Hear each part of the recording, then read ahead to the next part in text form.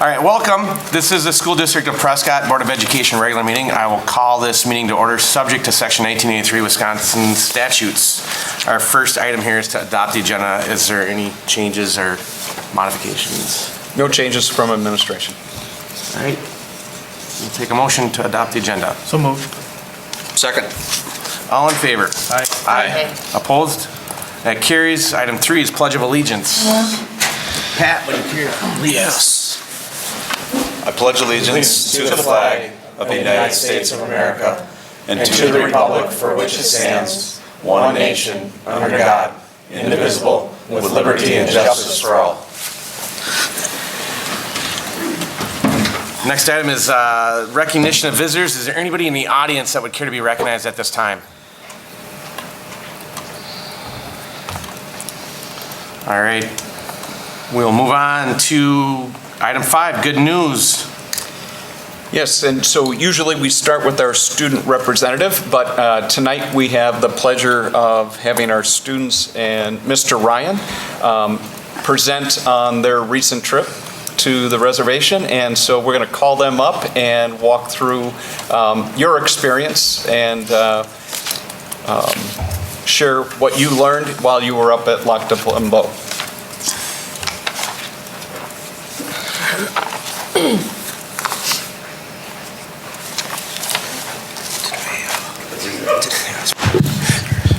All right, we just returned about a week and a half ago from our trip up to Lac du Flambeau. Of course, it was fun to go back after a 2-year hiatus, and it was an incredible 4 days. And these 4 students, I'll introduce them, and I'm going to turn the mic over to them.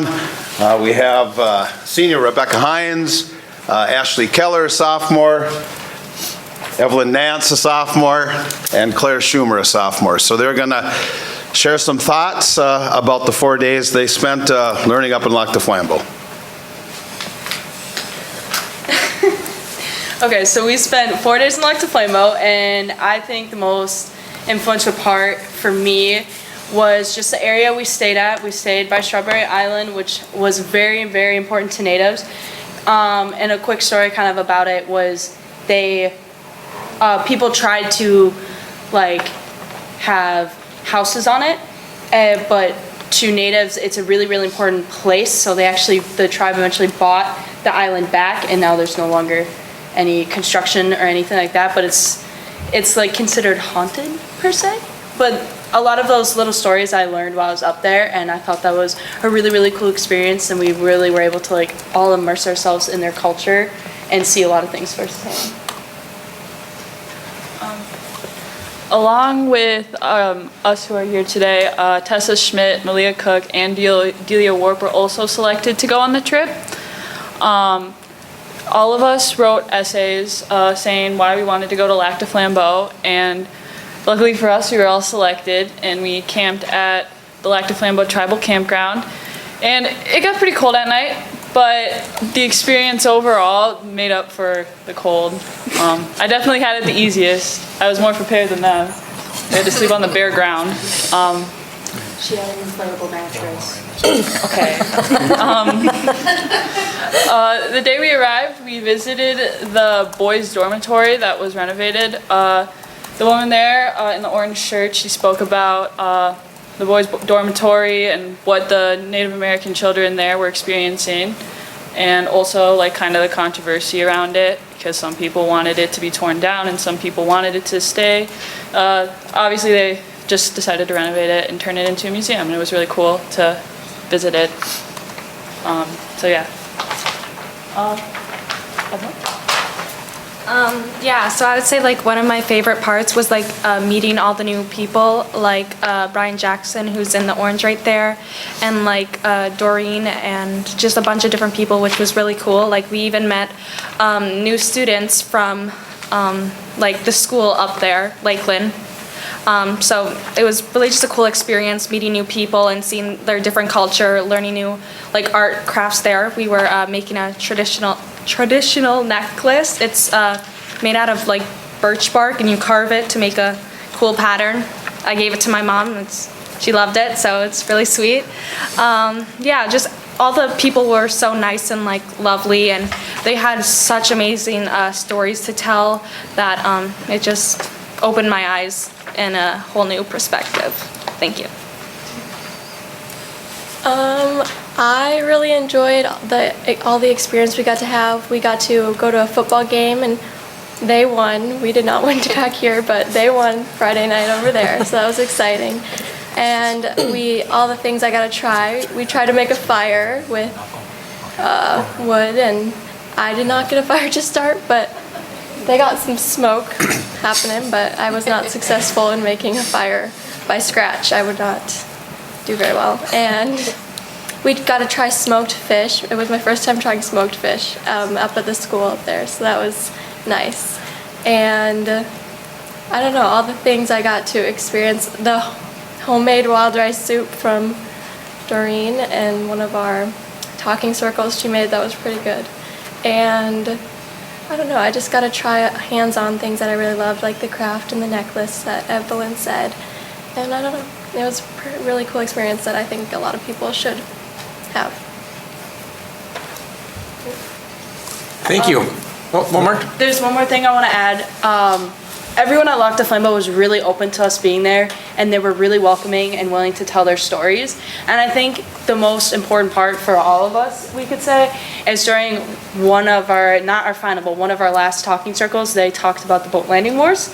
And I think what really had an impact on me specifically was seeing like these people tell their stories and get emotional, and a few people actually started crying while reciting their stories. And I feel like that had a big impact on me because they're telling their story from a place of hurt, and they're telling us something that's very sensitive to them still to this day.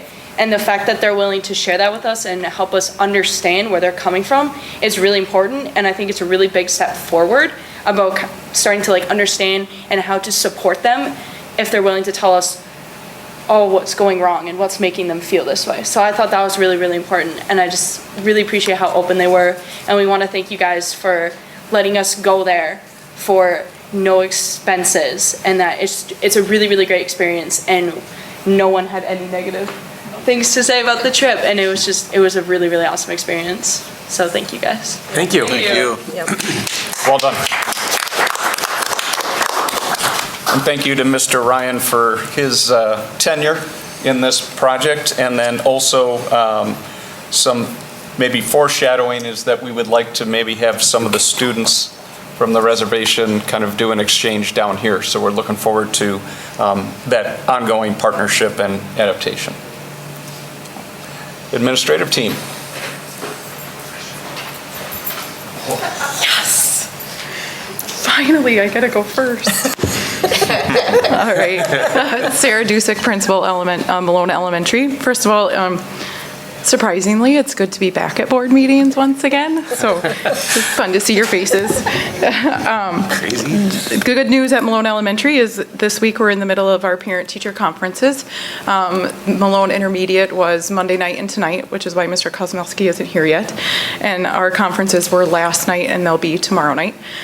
They're also in conjunction with the Scholastic Book Fair, which is a good fundraiser for our Malone Parent Committee. I'd also like to thank the Malone Parent Committee for providing us our meal last night for all the staff who stayed for parent-teacher conferences, and then they provided a meal to the intermediate building on Monday as well. You'll see later on in the board meeting tonight that we're excited to have phase 1 of the Malone Elementary Playground finally being installed. Maybe this week, but if not this week, Monday, which will be good. And that is largely in part due to the donations that we've received from Afton Apple, but then also some student fundraiser and Malone Parent Committee fundraiser, and then the district helped chip in some money on that as well. And then just the last thing is third grade is now at Malone, and it seems to feel like it was a pretty seamless transition to bring them back to us. It's fun having the added staff in our building and to have those students there and those classrooms filled. So, thank you.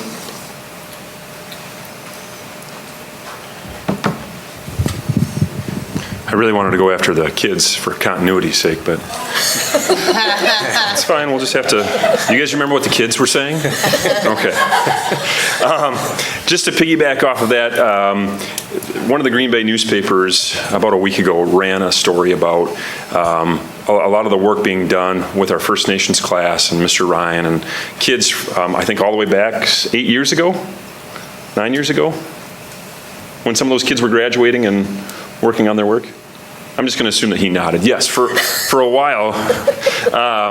Number one, it was a great newspaper piece about the work that's being done here and a lot of the advocacy. But what's really been interesting too is we've gotten some feedback and some emails from people across the state. I shared one of those emails with Mr. Ryan and the kids of people just, the appreciation that we are looking at issues like First Nations people, that we're working really closely with the Lac du Flambeau Reservation. And so I did just want to call out Mr. Ryan, our kids, for the work and the advocacy and the education that they're doing, because it is unique in Wisconsin, and I know that because we're hearing about it every week. I have a lot of other things to share, so I'm going to go super fast. Prescott High School was recognized just in the past couple days for the AP Pacesetter Award in Wisconsin. I believe Mr. Kosmolsky, when he gets here tonight, will talk more about that, but that was, this is the, I believe, 5th straight year that we were recognized for our AP work with kids. I was at CVTC yesterday too for a networking meeting with the 36 schools that work with CVTC for transcripted credits. We were actually one of the 4 schools recognized as a top performing district for post-secondary preparation. And the other 3 schools with us were Eau Claire North, Eau Claire Memorial, and Chippewa Falls. So when you look at kind of the company that we're keeping, they're schools with 14 to 1,900 students. So that was really, it was a moment of pride for us, our kids, our teachers, because it's all the work that they're doing. Band, actually there's the picture right there, I couldn't have timed it better. I want to recognize Mr. Canfield for the work that he's doing, just kind of reimagining traditional band into some new creative endeavors, trying to get kids to see that they can take music beyond the high school classroom even after they've graduated. So he's been working with UW River Falls, and they actually had some students and professors who came over last week, and they want to continue to collaborate, sending some of our students over, bringing some of their students and professors over here throughout the year.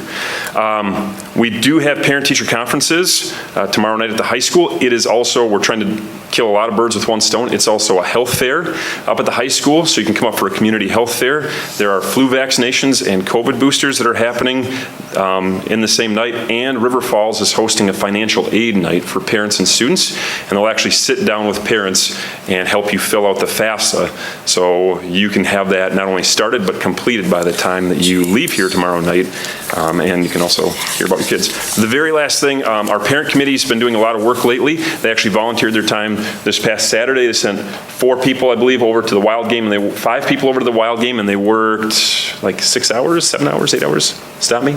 A long time, and ended up earning about $1,000 that goes back to our kids, our teachers, and things like that. In addition to that, we have been planning a Halloween family night that takes place October 29th. We'll have a double feature of some scary movies. A couple of our parents have planned out a treasure hunt across the school. So just a lot of things happening, and everyone's welcome to attend that. Thank you. Thank you, Mr. Figge. Hi, Sandy Strand, Director of Student Services. I was worried that Mr. Figge was going to completely steal my thunder. The good news I want to share is about the health fair tomorrow night, or tomorrow afternoon. We are doing flu vaccines at no cost with accepted insurance from 4 to 5 p.m. and free COVID-19 vaccinations, boosters. The bivalent and the monovalent versions are available from 4:30 to 6:30. And then also just wanted to name some of the vendors that are going to be present. Pierce County Public Health will be here. A couple of yoga studios, Yoga Plus Life, Bodhi Studios, Norwex, which is a kind of direct sales company that specializes in kind of organic, clean living products. Aging and Disability Resource Center, which I think is awesome. Having aging parents, that's a great resource to bring into our community. The Family Resource Center of St. Croix Croix Valley, SART, the St. Croix Valley Sexual Assault Response Team, of course, our nursing staff from Prescott School District, Vision Source of Prescott. They're the entity that when we have students who fail their vision screening or we get a referral, we can refer them to Vision Source for low or no cost supports for vision. Family Means, which we incidentally have a partnership with here in the district. We contract for 3 days a week for co-located services, 1 day at the middle school and 2 days at the high school. And then if we need a middle schooler to access it 2 days a week, we can bus them up to the high school for those supports. Attune Health and Wellness, Hudson Physicians, Prescott Chiropractic, SMP, Senior Medicare Patrol, the Emily Program, which is a program for eating disorders in the cities, and American Red Cross. So I think it's going to be a really, really good event, and our nursing staff have been working really, really hard on it. So hope to see you people. Thank you, Sandy.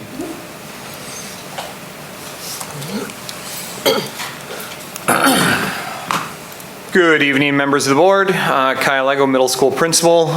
You scrolling through up on the screen, you saw some bookmarks and students recognized for some things up in the library. I'd like to give a shout out to Miss Meyer and Miss Simon. In the library this week, we just finished our second annual bookmark contest. We had 68 entries from all 3 grade levels, and a few teachers had participated. We had 193 people voted for the winning bookmarks. And the one slide, I think, has our top 3 winners, first, second, and third place. And then 2 honorable mention, and we had a 6th grader, a 7th grader, and 8th grader win, and one of our teachers was one of the honorable mention people, so congratulations to that.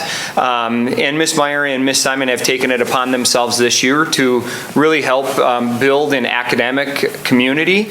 Not only are they doing bookmarks, vocabulary contests, and other academic things, but they also help run a lot of our different assemblies and things of that nature. And so they're going to be our community relations board, if you will, for the Prescott Middle School. We also have parent-teacher conferences tomorrow night. If any parents were unable to sign up for their child's conference and or get a slot, please remember that they can make an appointment with our teachers at any point in time. Conferences are just this moment in time type of a greater conversation. So please remember that if you have any questions, your children have questions, you and your children need to come in and speak with a teacher or a team of teachers, that they can come in and discuss academics, social, emotional, whatever concerns that they have with their grade level at any moment in time. So I encourage people to not only do this now at parent-teacher conferences, but to do it all throughout the year. Thank you. Thank you, Mr. Igo.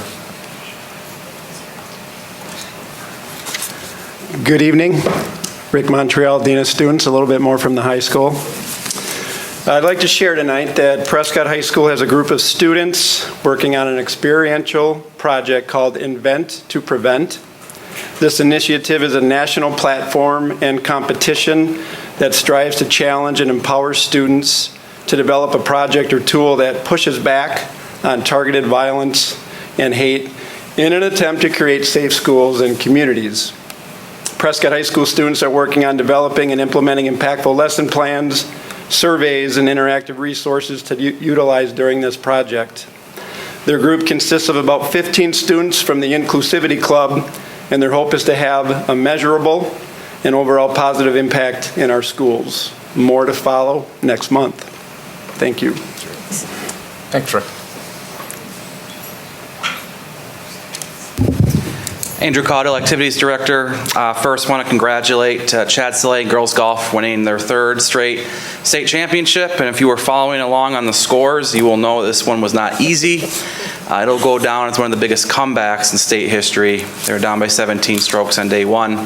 And with only 3 or 4 holes to go, they're down by 12, forced the playoff, won on the playoff. So the girls had a blast, the parents looked stressed. So overall, it was a great time. Also want to congratulate girls volleyball on their postseason win last night. They will play a good ball win team tomorrow in the regional semifinal, and hopefully in a regional final on Saturday, and that could end up being here. Cross country has postseason on Saturday up at the Rice Lake area in sectionals, so good luck to them. And as the fall sports end, it's good to recognize and thank those that have really helped make it possible. The ticket takers, concession workers, scoreboard operators, the video board operators, our custodians, Tim Runquist and the bus drivers, Jason Canfield and the band, dance members. So many people make these things happen, and we really had a great fall, and we're looking forward to a great winter. Thank you. Thanks, Andrew. Thank you, Andrew. And I have one and only one piece of good news. It is National Principals Month. They get a whole month rather than a week, and I just wanted to tip my hat to them. We got a week.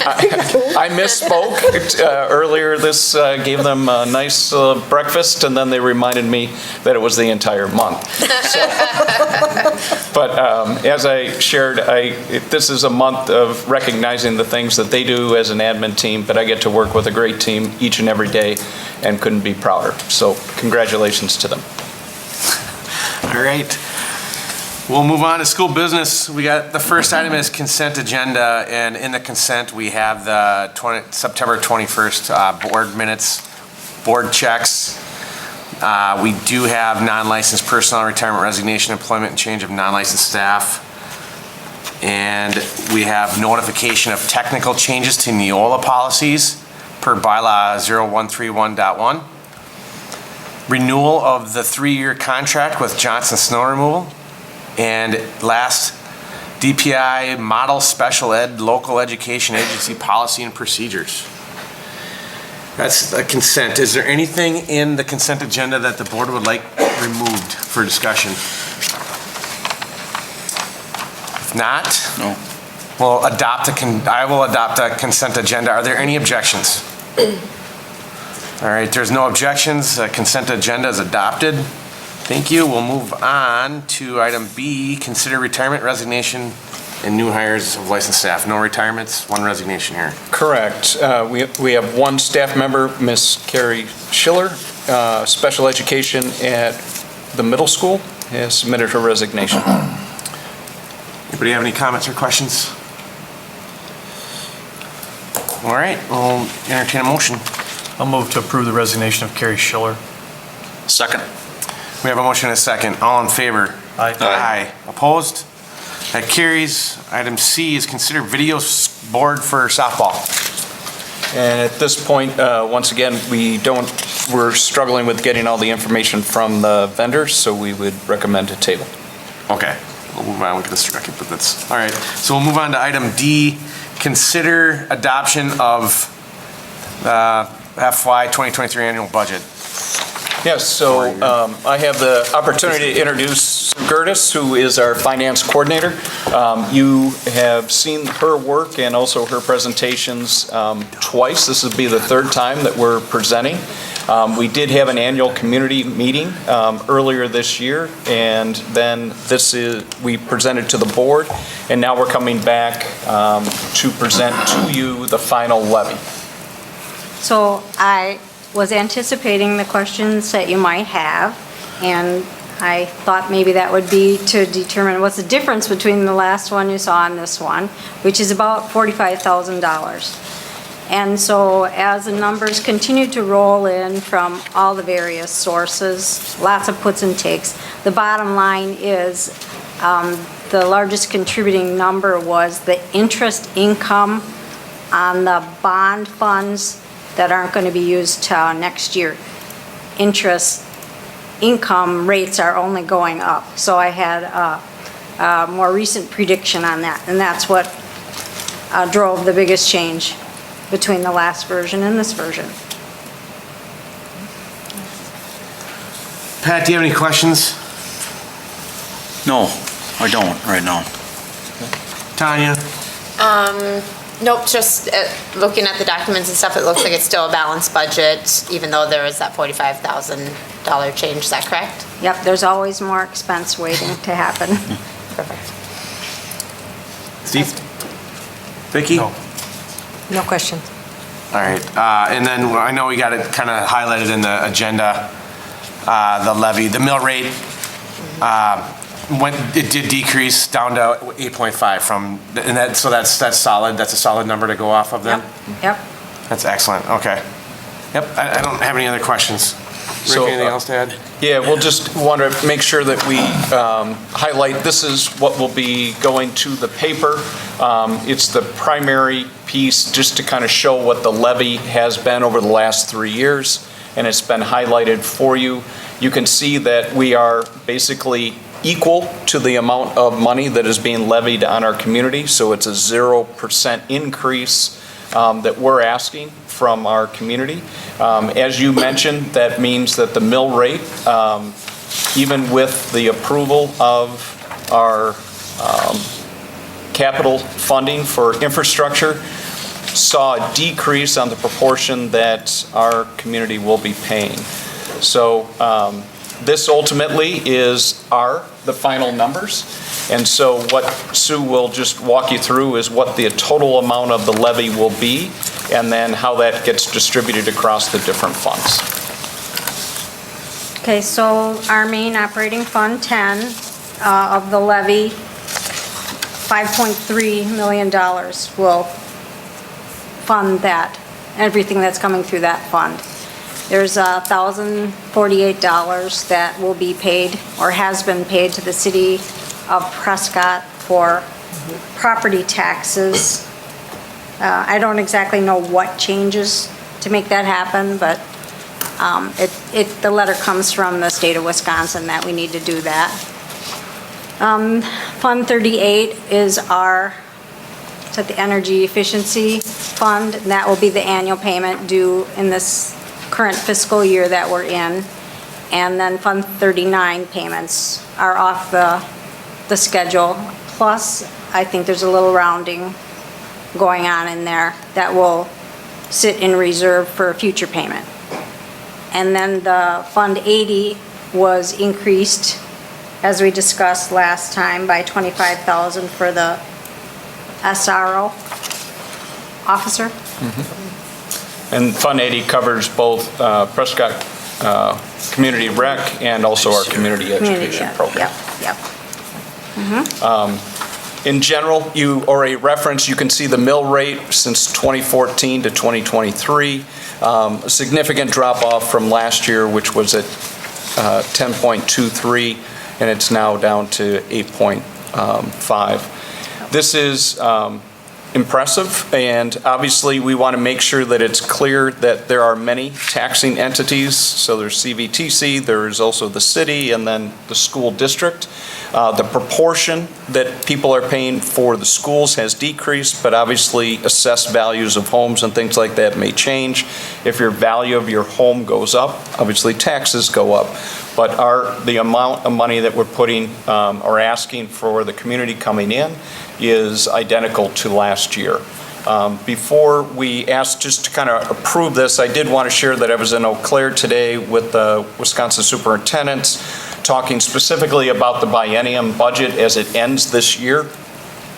If you look at the publication that we have shared with you, what is concerning for us just moving forward is that we are able to balance the budget based on ESSER dollars that are coming in. And so over the last 2 years, we have received $790,000 of federal funds, which is above the $120,000 that we've historically gotten.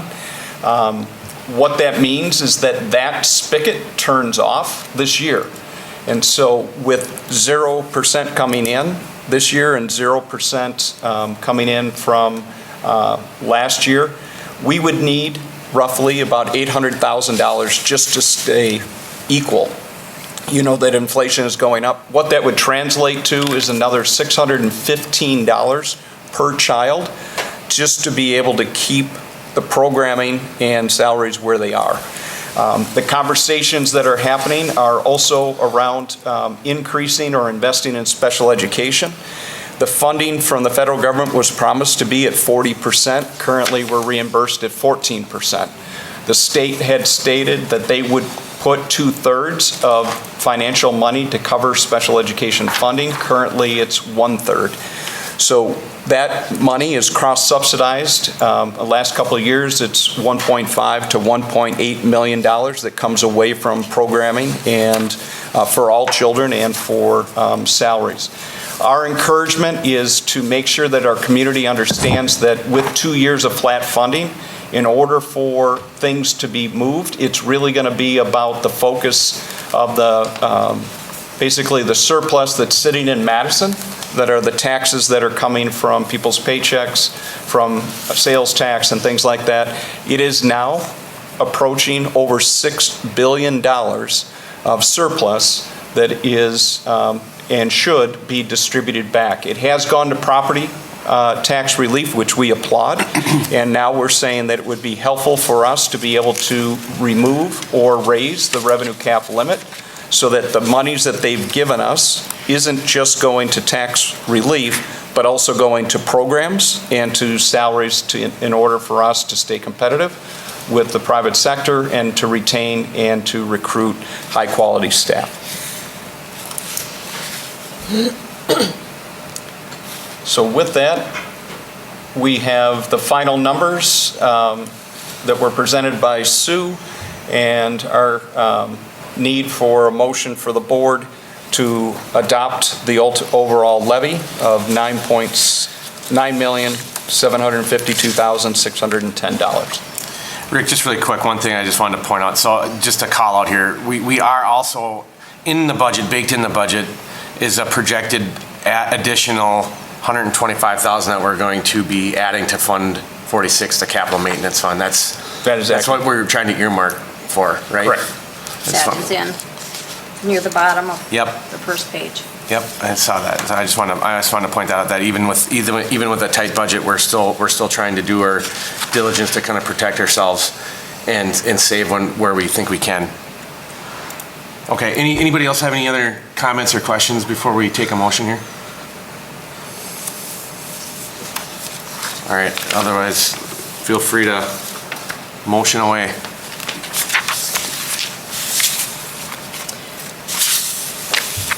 I move to approve the 2023 annual budget as presented with an overall local levy of $9,752,610. I'll second it. We have a motion and a second. All in favor? Aye. Opposed? That carries. All right, thank you. And then we'll move on to item E here. And Sue is coming back with a resolution to authorize a taxable revenue anticipation, sorry, wrong one.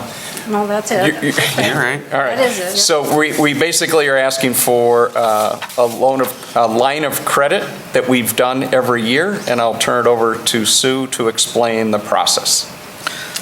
Calling it, some call it the taxable revolving line of credit. We've done this for several years, is my understanding. We had one last year, and I'm happy to report that we did not need it last year. And last month, I thought maybe we wouldn't ask for one this year, being that we just bonded. And then I went home and listened to the news, and they talked about a federal government shutdown potential, and that would be devastating to us. So there's no fee from the bank for doing this. The interest rate, is hot off the press today. It's 5.5 fixed rate.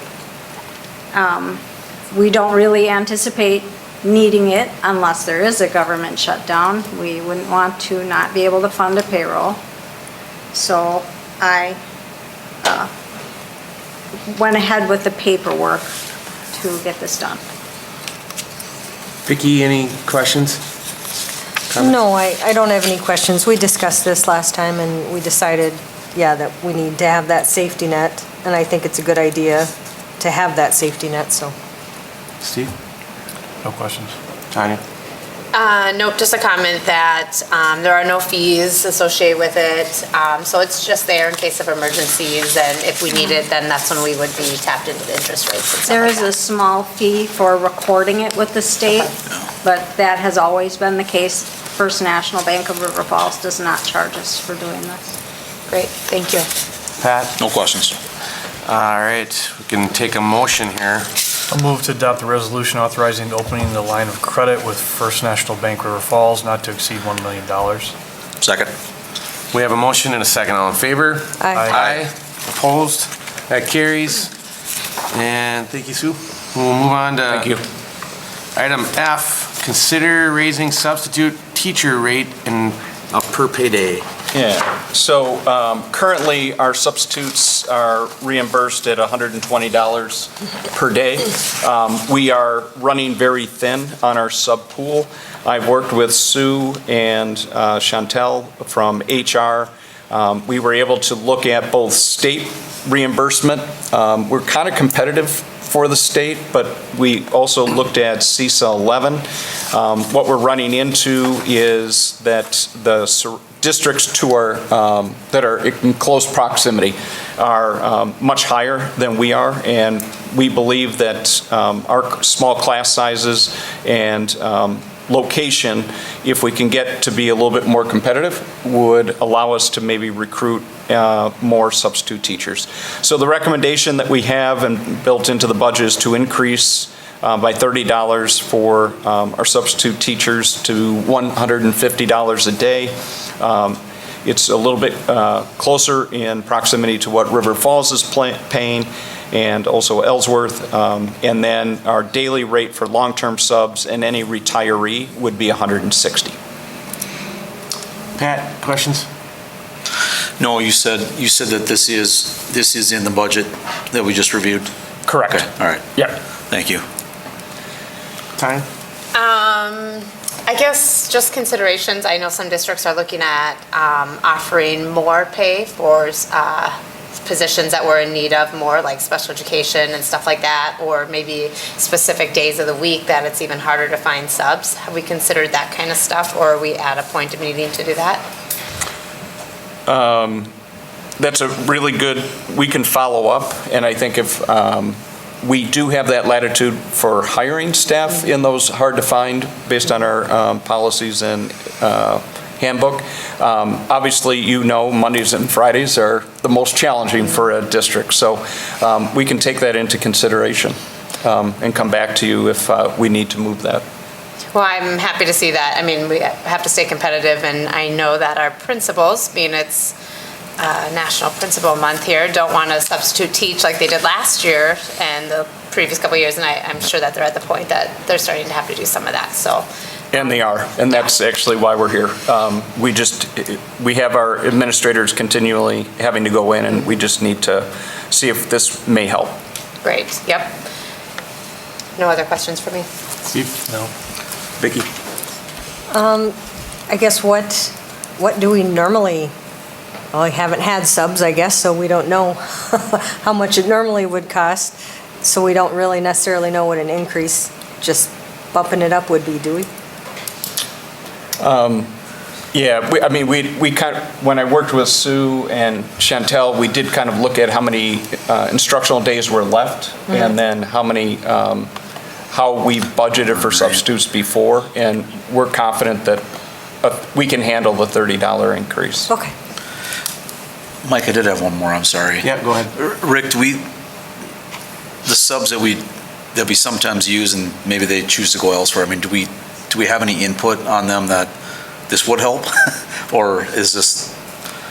Yeah, and that's why I did my little bit of, I think that there are some individuals that are going to our neighboring districts, but have told us if we could increase it, they would more likely do it here because of our class sizes are smaller. So some of that direct feedback is part of this. Okay, good, thank you.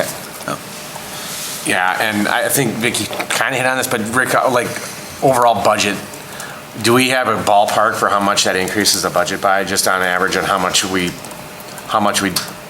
allocate for subs? I don't know if that's even possible, but I'm just curious if there's if there's a thumb in the air. Yeah, I don't want to guess. What I can do, though, is we do know exactly how many subs we've had over the last couple of years, and so what we can do is multiply that by the $30 per day. But I think what we looked at is, as they projected out, we did look at how many instructional days were left and what an additional $30 would be, and they were comfortable we'd cover it. Yeah, I guess that would be the only thing I'd like to see followed up on. I want to understand the budget impact. Sure. I also think too that there's more than just a budget impact, there's a non-monetary impact, right? Of like kids not having access to the same instruction because now there are multiple classes in one space and our leaders not being able to lead as well as burnout and stuff. So, I think it goes well beyond the money that it might cost us or save us or whatnot.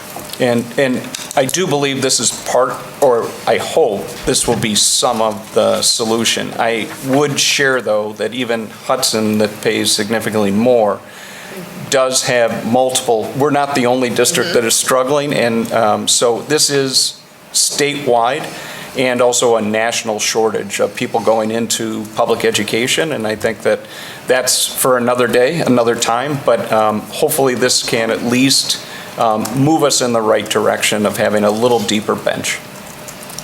All right.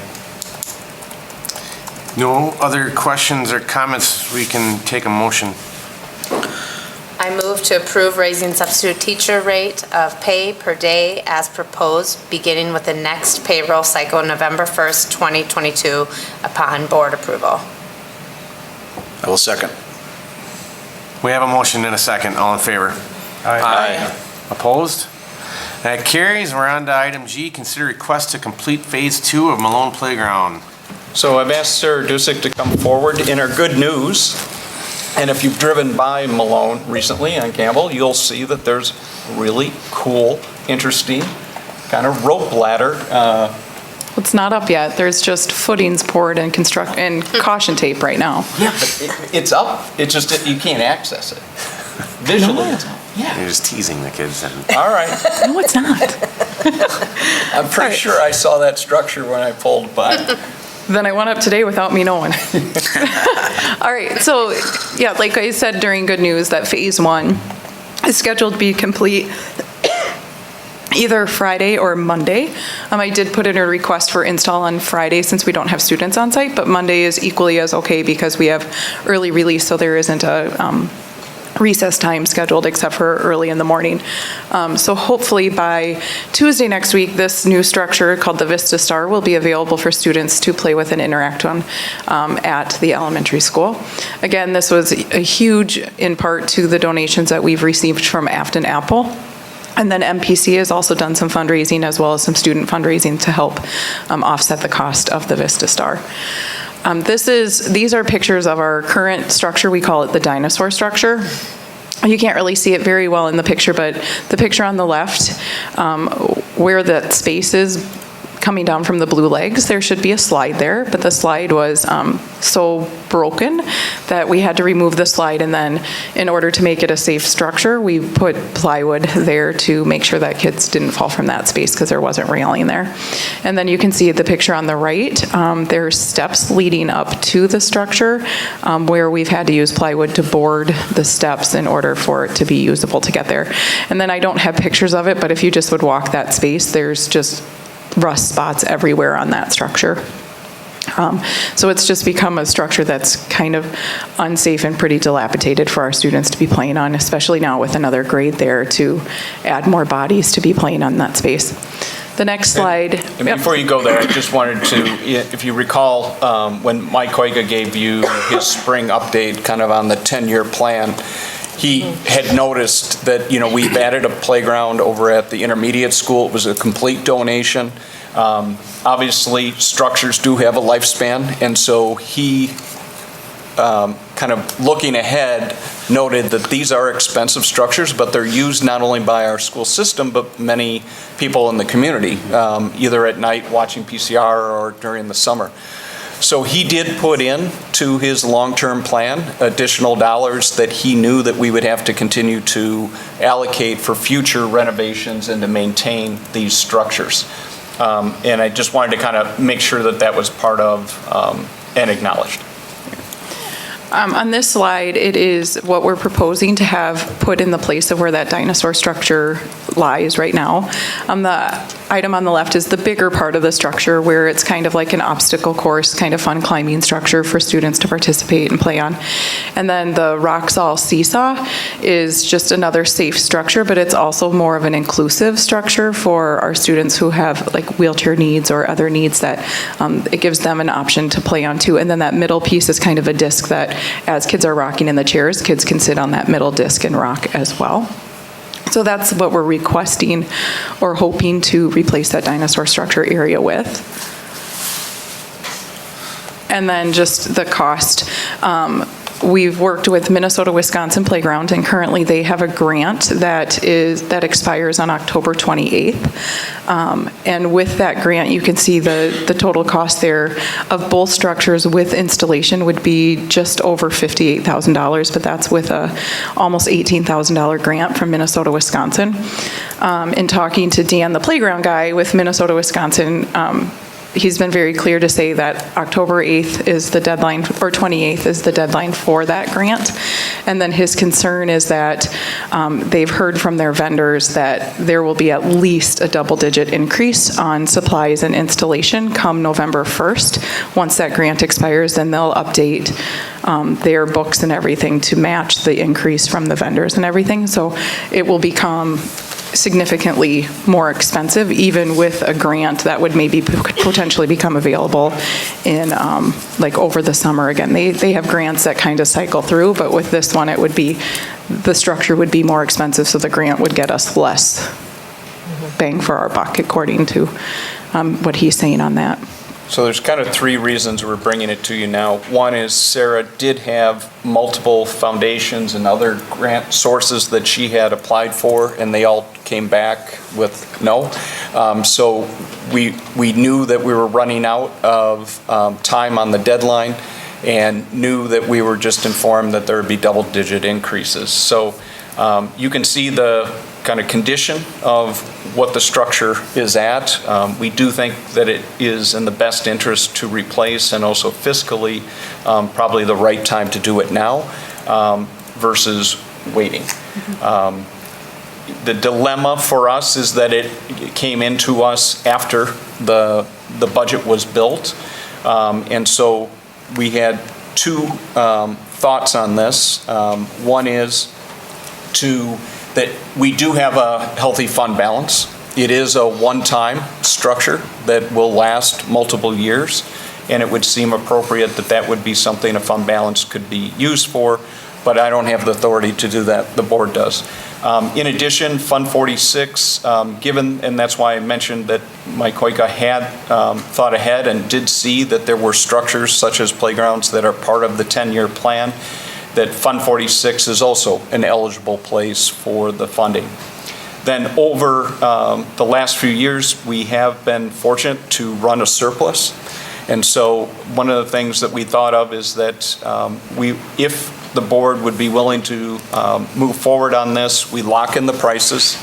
My understanding is that the installation would still happen would be pushed till spring? Or would like I think delivery dates and stuff would be pushed to spring with installation. It might be something that, for safety of the students, we would push off the demolition of the current dinosaur structure and installation of the new equipment over like the summer, because we do have to close our playground when they're doing it, and that causes some issues too. But it could always be delivered on site, stored on site, and then assembled when it worked best in our schedules. And so the prices would be guaranteed, but we'd have to probably delay until we had a time when it wouldn't interfere with the current structure and the current kids. Steve, any questions? So what's going to be the deciding factor between using fund balance versus Fund 46? I think it's really just the board's call. I mean, if you want us to, I mean, basically it's assigned money in different buckets, but legally you can use all three of those buckets to pay. Besides the broken equipment, what's the safety situation with the plywood steps and that sort of thing? Do you have an opinion? Splinters. I know Mike Well, does, I think like slivers. slivers and just constantly having to replace them to keep them safe for kids. And I think the fear would be that, one of those structures, especially with winter coming, that they would get to the point where they would maybe give and then a student's foot could go through it, or, it's just, the whole structure is pretty dilapidated and beat down. I think you answered all my other questions. Tanya? We have kind of similar questions, but just we're looking at I think it was from Mike Koika that gave us kind of this spreadsheet of estimated costs and projects. This is like phase 1 playground, and it was listed for $170,000. The one that was up here was roughly $50,000, $58,000. What's the difference in those costs there? So I think originally, when Mike and I started working together to talk about like the replacing of the dinosaur playground, we were looking at a lot bigger structure. It would have taken up the entire, like where the dinosaur structure is, plus where that Vista Star is going. But then when we started looking at the aerial views of it, it's a lot of walkway and it's a lot of pathway, and there's not a lot of necessarily interactive things for students to do. So that's when Mike and I kind of decided, well, let's do a shift. Maybe we want, instead of a big giant structure, maybe we want some more standalone type structures where we can diversify the stuff that we're allowing for the kids to do. So then we landed on the Vista Star.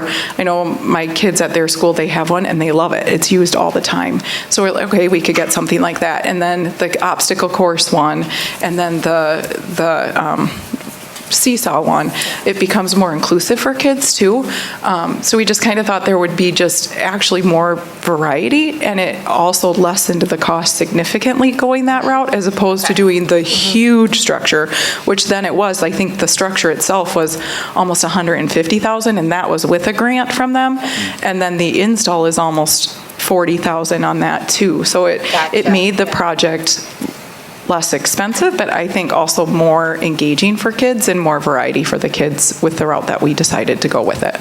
Awesome. And then I know Afton made a donation, and is that covering, and I think you kind of addressed it, mainly that star? That covered the bulk of that Vista Star. And then we had done some fundraising, and I think the district had to contribute some money, but not a lot towards that Vista Star that will go up this week. How much was that Vista Star? How much of that? I think like final end of that project, I think it ended up being about $18,000. Okay.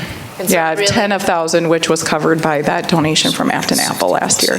And so really that $58,000 is what's left over after all the donations? It's those two new structures, yep. And like Rick, Dr. Spikuza said, I did write 3 grants to different local organizations, and all 3 grants for $15,000 were declined. And I even said, I'm asking for 15, but I'll take 5. I'll take whatever you're willing to give me. And they are like, no. I even played it's used as more than just a playground. It's a park for all the, didn't happen. So. And then my last question really is coming from my daughter, Kennedy. And what are you doing with the old stuff? Is anything staying? Well, everything except for the dinosaur structure is here will stay. Like, so anything like where that pavilion is and that stuff, the only structure that is getting demolished is that dinosaur structure that's just to the north of the pavilion.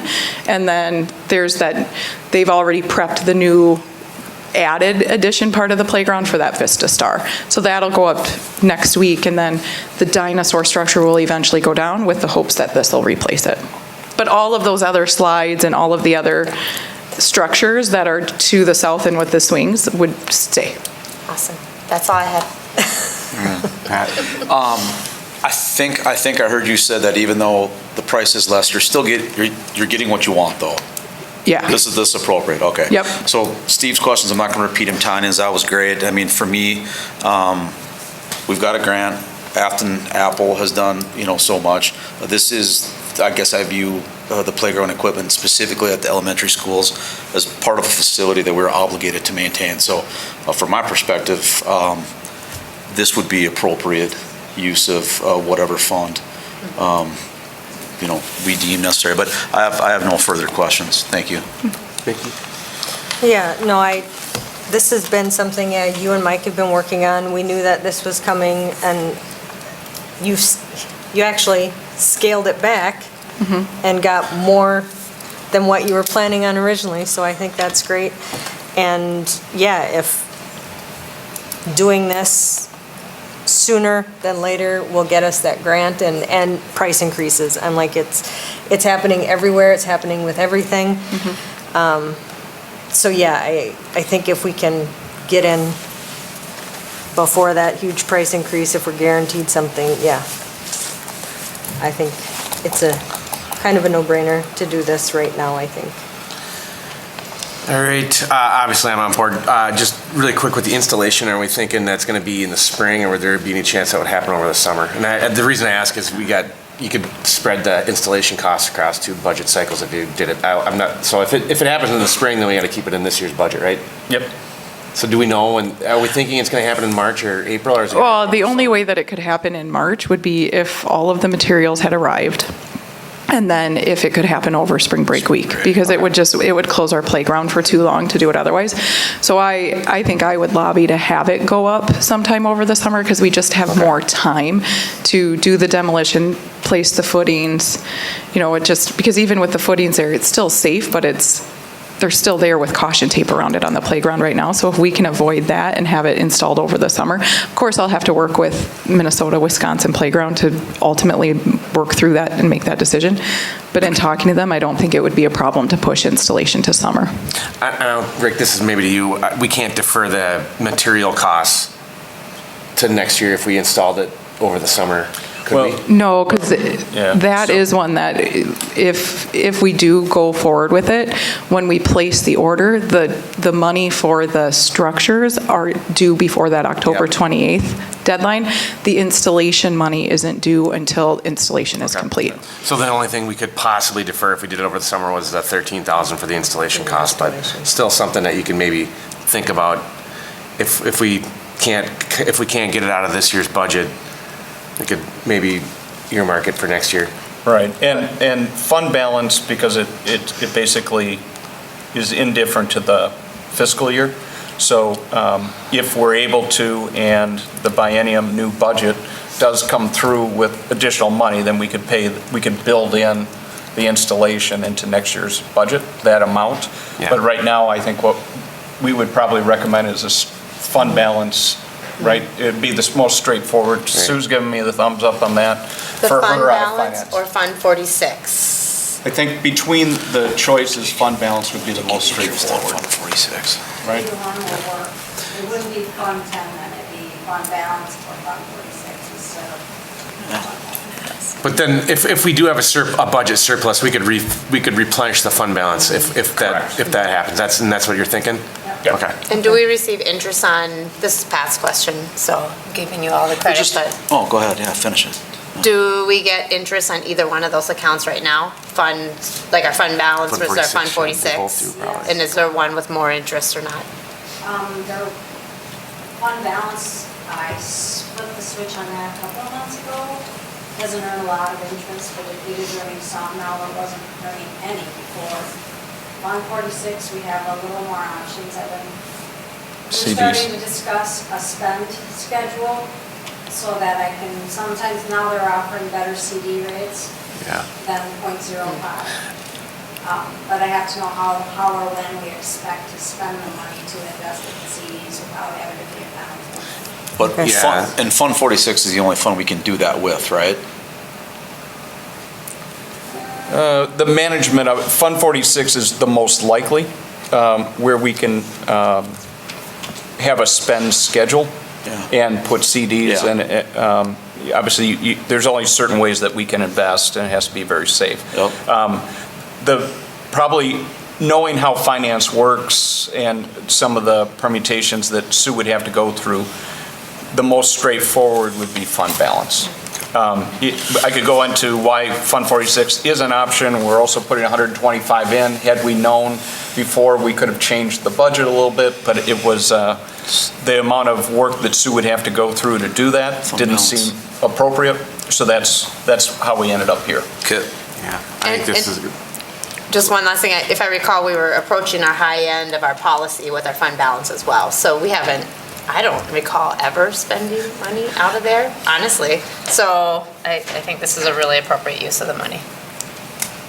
Yeah, that looks good to me.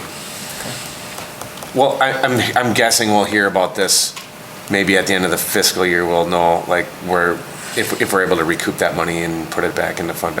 Exactly. Okay. All right. If there's no other questions or comments, we can take a motion here. I move to approve the purchase and installation of Phase 2 of the Malone Playground as presented tonight. The board is approving administration to use fund balance to cover the final cost of the project. I'll second. We have a motion and a second. All in favor? Aye. Opposed? That carries. All right. Thank you. Congrats. Yeah. We'll move on to information discussion. First item is the PSD new dietary accommodation program. Thank you, Sue. And I'm going to ask our new food service director, Nicole, to come forward. She wanted to kind of, get a little FaceTime with you and also to use this as a little bit of an infomercial for our families, understanding that some students have dietary restrictions and medical concerns, and we wanted to make sure that you were aware of what we have, and then also we'll be putting this out on our website. Nicole. Good evening. As Rick said, I'm Nicole with the Nutrition Department. Tonight we want to share our proposed guidelines for students in need of special dietary needs. When I first started in August, there wasn't really a lot of direction on this. Each of our 5 schools kind of went by the seat of their pants. So this proposed guidelines are meant to offer consistency and direction to students, parents, faculty, and staff. So we'll begin with a few food allergy facts. The first 2 showcase the need for these guidelines. Special dietary needs are not going away. In fact, they're increasing. Every time a new study comes out, the numbers go up. The third fact shows the top 8 food groups accountable for the major food allergies known at this time.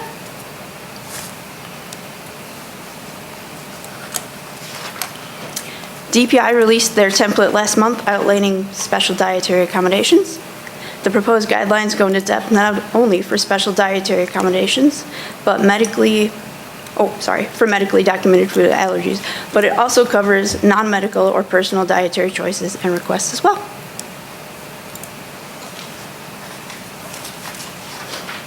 The listed items are the content straight from the proposed Prescott School District Special Dietary Accommodation Administrative Guidelines for the Department of Nutrition.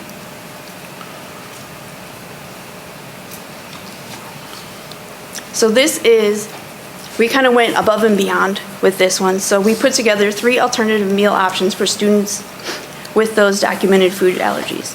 So if the day's main menu item cannot be modified to safely accommodate the child's needs, they'll be able to choose from these items listed. A really good example is today we served lasagna roll-ups. So we have a student who's allergic to dairy. There's no way we can take dairy out of that. So instead of saying, oh gosh, you can only have a salad, which is not a really good option for anybody who goes, especially to Sarah's school, they don't like that. That way we can kind of look ahead and meet with the student and say, okay, would you like a salad, or would you like the allergen-friendly chicken wrap or the allergen-friendly spaghetti and meatballs with marinara sauce? It gives them an option, and it doesn't put it back on the parents to be like, oh, I'm so sorry, every Friday we have Italian day. You have to pack a lunch every Friday. That's just, people forget, and we don't want kids to have just salads. So this is our kind of way of reaching out to them.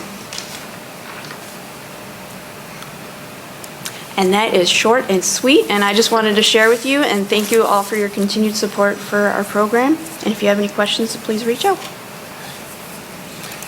Do you have anybody have any questions on this, Pat? No questions. Thank you. All right. No questions. Nothing? Okay. Thank you. Thanks. And I just want to compliment Nicole. Wonderful start to the year. Been able to recruit people to kind of fill our spots, but also just wanted to give a plug that even though this says specifically if families have or the student has a medical diagnosis, she is more than willing to work with families that have dietary concerns or obligations that they want to follow. And so her contact information is here, and it's also going to be on the website. So it's really an open invitation that we want to partner with our families. Obviously, when there's medical conditions, we just need the documentation, but also thank her for the work that she and her staff are doing. Thank you. Thank you. All right, thanks, Nicole. Item B is update on the summer session enrollment and third Friday count. Let me just pull up the numbers for you. Obviously, student enrollment and drives a lot of how we're funded. It is a rolling average. It takes the 3-year average. There's a lot of calculations that go into it. During the annual meeting, at that time, the third Friday count hadn't been finalized. Also, summer school numbers hadn't come in. We thought we'd be funded on about a difference of 11 students, but it is now a difference of 20 students. And that is the number on the far right of the screen here. So the previous year, we were funded on 1,346 students. We are now being funded on 1,326 students. I did want to point out how important summer session is for us. You can see that in 2020, we had 47 students that we were able to add to our balance for full-time enrollment. It increased to 62 last year, and then this year we were able to get back to 72 students. Again, those are 72 students that we're able to add to our overall budget and funding, but more importantly, it gives the continuity of learning and that relationships. So those June dates, the swimming in July, and then also the 2 August dates that gives us the opportunity to ramp up to learning have been really critical, not only for continuity of programming, but also financially. So I wanted to thank the board for supporting that, and also our licensed staff who have made that part of their 189 days. That goes a long way to being able to make sure that our budgets are balanced and students are getting the programs they need. Vicki, any questions on this? No, not really. I see losing that large senior class. We kind of took a hit, huh? Steve? I was just curious, so FTE to me means full-time employee. What is FTE here? Full-time enrolled. Enrolled, Yeah. okay, thank you. And no, and it makes Sue and I, our eyes spin all the time because we're talking usually about that, but for the formula for the state, they also use FTE for full-time enrollment. Thank you. Well, we had, I don't know, about 50 kids or so decrease in our September count, which is kind of our annual count that we have to report to the state, and that's how we do funding per pupil. And I know that our senior class was a little bit bigger, but prediction-wise in the future, is this a trend that we're seeing a decrease, or was that kind of a one-time bubble? We're hoping, are we? Yeah, our secondary students we have more students, over 100 from our secondary level. We do have a very small kindergarten class, so that is probably one of the smallest class sizes. However, our 4K enrollment has expanded. So it really looks like we have certain cohorts that are kind of high. The biggest amount, we're in the middle school the last 3 years. Now we're at the high school. I think our largest class right now is our sophomore class, 134.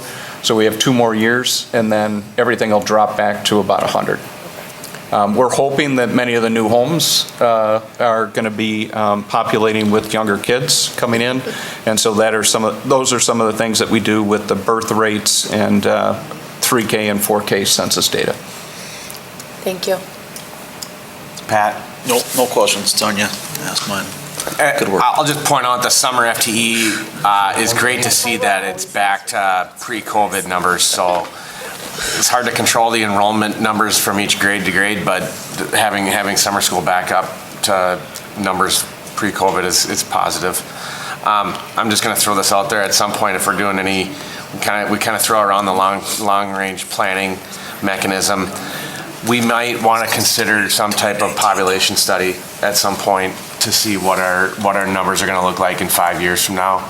I know it gets more vague as you go beyond 5 years, 5-10 years, but I think if we could possibly consider that if we're looking at what we should do from a long range plan for our buildings. So I'll leave it at that. I just want to throw it out there. Anything else before we move on? Rick, or nope, that's it for that. All right, so we're on item C, Prescott High School proposal for academic terms to move from 3 terms with 5 periods to 3 terms with 6 periods. And I'm going to have Principal Figge approach and walk you through the presentation and be able to answer any questions that you may have. Hopefully any questions. I don't know, if you guys throw me a curveball, I might have to punt. So I do want to go, I know people were provided a copy of the presentation or some of the slides beforehand, so I don't want to spend a ton of time on the presentation. I'd rather do more of the Q&A with questions. But we are looking for, proposing a slight modification to our current schedule. And if I could have you go to the first slide, Dr. Spikuza. There's a guiding change that was embedded on the title slide, but the current reality of our present schedule is we are a trimester schedule with 5 periods. This was really an outgrowth, if you remember, the summer between the shutdown and coming back to school from COVID, of mitigation and transmission mitigation strategies to reduce the amount of touch points in the day, to reduce the amount of times that we would have to contact trace, to reduce the amount of times that kids would be seeing or teachers would be seeing different classes. Previous to this point, we had already begun discussions both with our faculty and even some discussion with our parent group at the time, and this was about 4 years ago, 5 years ago, about modifying our schedule. So when COVID hit, those two things kind of intersected, and the 3x5 became an opportunity for us to do the COVID mitigations, but also to have some really positive impacts to give students, depending on their pathway, some more opportunities and electives, to continue to expand our AP courses and dedicate more time to them. But over the past couple of years, as some of those COVID mitigation strategies have become less needed, and as we've gotten feedback from our students, from our parents, from our staff, we've learned kind of where our strengths are at in this present schedule and what are some of our needs are. We've started the process even last year in the fall of looking at how can we modify this in some strategic ways to have a better impact. So can I have you go to the next slide? So I want to just kind of outline a couple different things. Number one, what are some of those concerns that we have with our current schedule? Number two, looking at modifying to increase some of our interactions and the frequency of interactions with students, and then our teacher utilization rates with a potential new proposed schedule. So just to kind of highlight some of the feedback that we've gotten, and I do want to say a lot of our students, a lot of our staff really appreciate things about our trimester schedule. The structure of that has been really positive. But some of the things that we've seen as concerns would be some of the pacing of some of our courses. So I'll highlight math because we talked about that this summer. Math is a very foundational course. It's a 2-trimester course. All of our courses are 2 trimesters except for one of our freshman intensified algebra courses. And so our 2-trimester math courses meet about 114 times a year. The pacing becomes very, very quick for those things. And it's kind of the feeling of our math department, our interventionists, myself, that if we were able to dedicate an entire year, 170 touch points, we would be able to better pace that out, embed some more authentic interventions within the math classroom. So the pacing of courses, if we take on our proposed schedule, it gives us more control over the pacing, not just of math courses, but a lot of our courses, from electives to our foundational courses. We do have some course gaps. Sometimes that's actually a benefit to us, but we are seeing that some of our courses would benefit from not having course gaps. So we do have instances, to go back to math, where a student might have try 1 and try 2 for math, and then they don't have a math class try 3. They might come back the next year and not have a math class try 1, and then come back to a math class and try 2. So they've actually had try 3 a summer and try 1. They've almost had a full year of a gap in math. We also have some courses, and we try and avoid this whenever possible, that they meet try 1, and then they don't meet try 2, and then they meet try 3. And for some of our courses, like physical science or biology, that's okay because they're very separate topics that they're exploring in those trimesters. But for other courses, like a chemistry, or again, going back to algebra, geometry, those gaps make it more difficult to reacquire some of those skills and get back in. And And then some of our elective choice versus availability was one of the last things, and we'll touch on that later. Increased interactions. So we're looking to hopefully embed more instructional minutes for foundational courses. Math, Algebra 1, Algebra 2, Geometry, those are foundational courses. English 9, English 10, those are foundational courses. Physical science, that's a foundational course. Allowing more flexibility for our courses and our departments to modify their course lengths. So right now, we've really, outside of AP, said your courses can only be 1 try or 2 tries. With our proposal, which you'll see in a moment, courses and departments would have the ability to be 1 try, 2 try, or 3 tries, whatever best fits that prescribed curriculum and pacing, which leads us to our year-long courses. And then teacher utilization, this is just kind of an ancillary benefit. When we modified from semesters to trimesters, under semesters, teachers taught 6 of 7 courses, so they had 12 sections a year. When we switched to a 3x5, teachers were still teaching 12 sections over the course of a year. They had fewer sections they were teaching at a time. Our proposal would modify the amount of sections taught to 15, which is a percentage rate of our utilization would be 80 to 84%. We would actually still be, because we're very cognizant of making sure our staff has enough time to do authentic prep, making sure they have prep time to give feedback to students, it would still actually be less than what they were, they would have more prep time than when they were on semesters. So this was kind of a really good halfway point as our PLC leaders were looking at how this would impact our staff utilization. Just want to highlight the process so far to make sure that people know this wasn't done in isolation, that this has been an ongoing discussion. So you can kind of see at the beginning of this timeline, historically, we actually started scheduled discussions back in 16, 17, 17, 18. People were looking at how can we add in more electives or elective choice for our students, or how can we get more time in certain classes. Our lab classes, 50 minutes under semesters wasn't enough for our lab classes or our CTE tech ed classes. It was constraining some of the things they wanted to do. So we were already looking at how we could maximize our schedule as a tool.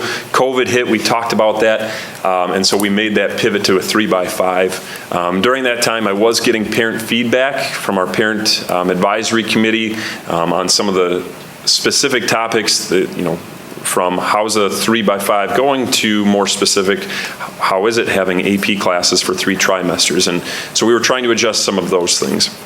Last year, you can see in winter and spring, we were ready for actually doing this proposal, but we wanted to pause it just kind of based on the school board's docket at that time. We were looking at referendums and things like that. So we, as a staff, got back together, as a leadership team, got back together in August this year, and since that time have really been re-engaging our staff, looking at what a proposal could look like. Is this still something we want to do?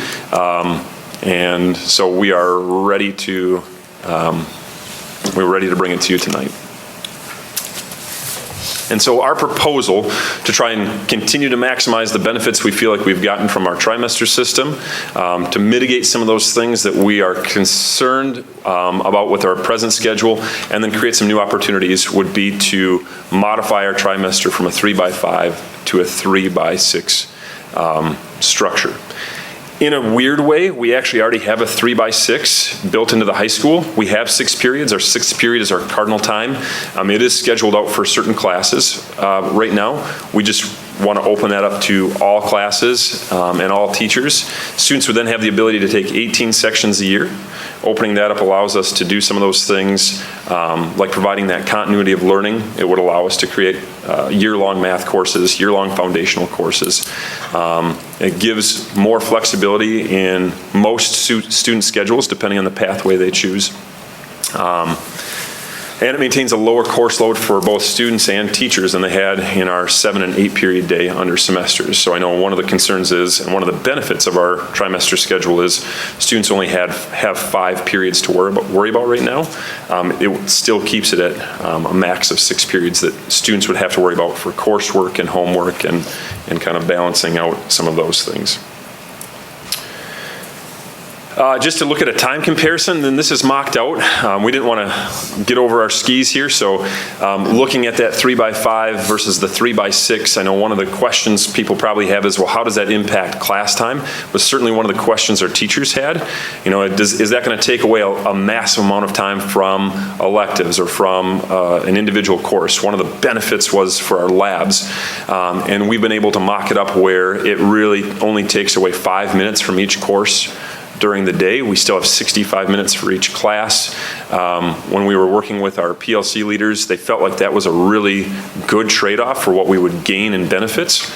And as you look at kind of that 3x6 schedule, one of the 6 periods is still 70 minutes. That's just due to scheduling for lunch and having the need for 3 lunches during that time. Can I ask a question about that? Sure. I'm guessing they have more than 5 minutes for lunch, so how does that calculate into class time in period 4?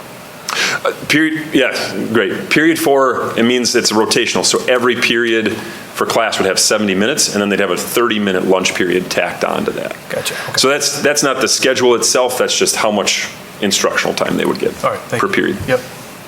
That 5 minutes is for the passing time with the additional transition. Can I have you go to the next slide?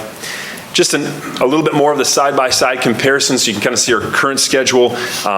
Again, one of our biggest priorities were foundational courses. Being able to lean in, making sure some of those courses, which we know are highly leverageable for student success, not only in their 9th and 10th grade year, but moving forward in high school and then in their post-secondary career. In the current schedule, they've got about 8,000 minutes. Moving to this and allowing them to meet year-long increases that by about 3,000 minutes over the course of the year. And that would be 3,000 more minutes than they had gotten even under the semester schedule. So we will have more frequency in terms of touch points and more minutes in the seats for kids who are taking those foundational courses. In terms of minutes per trimester, and so this is where I do want to point out, this is potentially a drawback.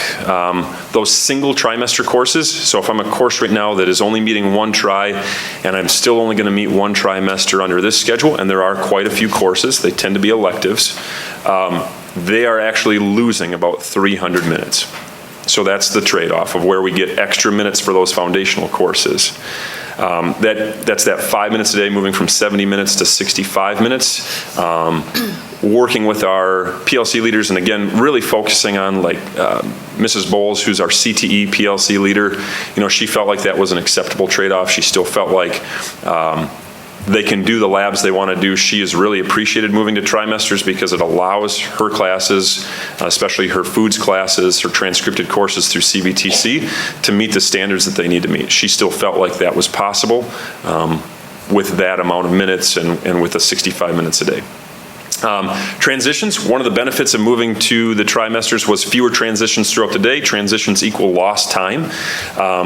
Because we're moving from that 3x5 to the 3x6, but we're transitioning that cardinal time in our proposal into that 6th period, we actually don't lose any transition time. It's a 1-to-1, 6 transitions to 6 transitions. We talked about that teacher utilization rate. We'd actually better utilize our teachers' time. And then one of the other probably potential concerns, our cardinal time is our intervention, kind of our tier 2 intervention embedded into the day.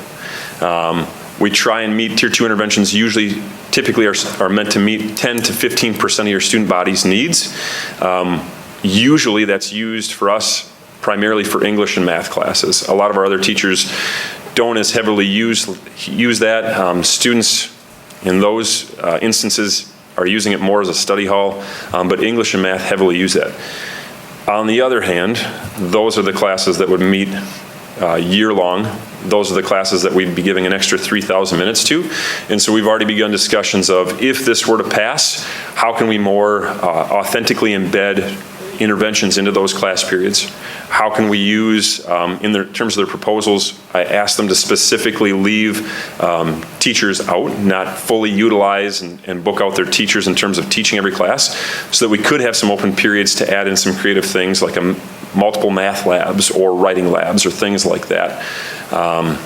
But again, those are things I just wanted to make sure that you didn't feel like by losing cardinal time we were scrapping interventions.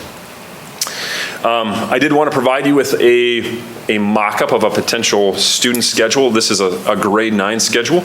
We specifically chose grade 9 because this would be the most constrained year in terms of the schedule that students would be able to take. It's got the most requirements for students.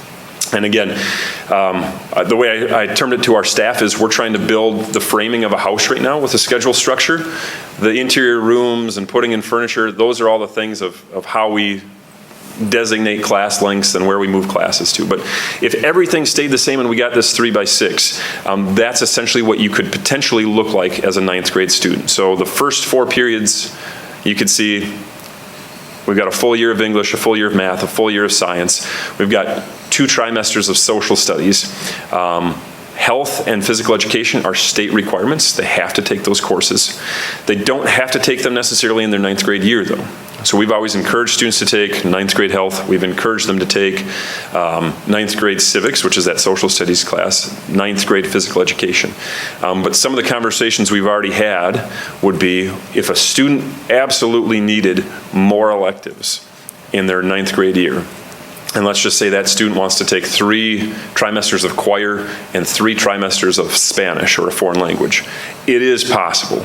Our goal is not to take any opportunities away from kids, so we're looking at how can we create more pathways for students to take the classes they want to take instead of constraining them by having some of these requirements. So if we didn't do that, if they took all of those required courses, they still have 5 electives they can take over the course of their 9th grade year. And then because I know credits are always kind of one of the things we want to just make sure that we're being really cognizant about. And we just did this, I feel like last year, we updated. So surprise, we're going to maybe do it again. Moving to a 3x6 does change the amount of credit earning potential that a student has. From the current 60 possible credits to, when it's fully implemented, for a student over 4 years, 72 total credits. So just wanted to highlight that this would change probably our graduation requirements that we would expect of students if we were to go this direction.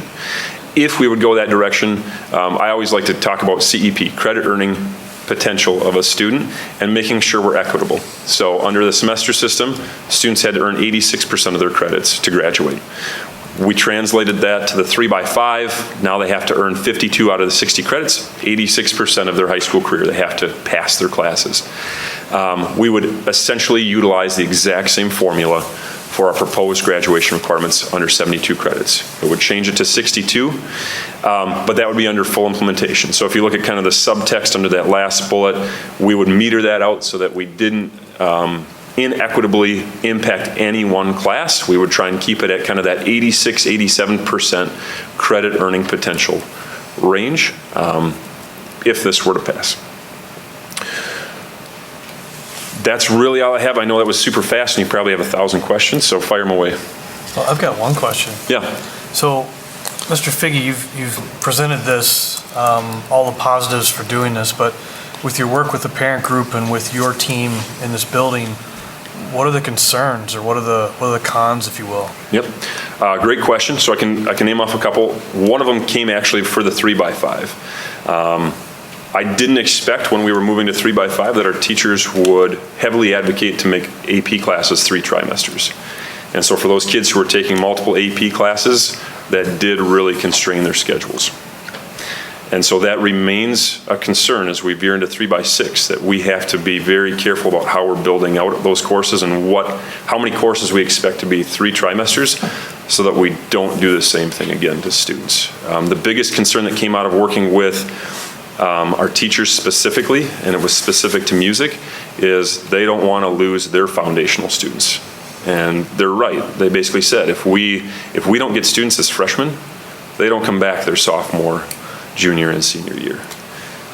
So that's one of the reasons why I specifically put up there, we will need to consider, if a student wants to take a language course, which for a lot of colleges it's a 2-year commitment that they need, and music, we need to be ready to be very flexible in terms of where we put some of those other requirements like physical education, health, civics, and that's just in terms of your 9th grade class. So I'm concerned about that.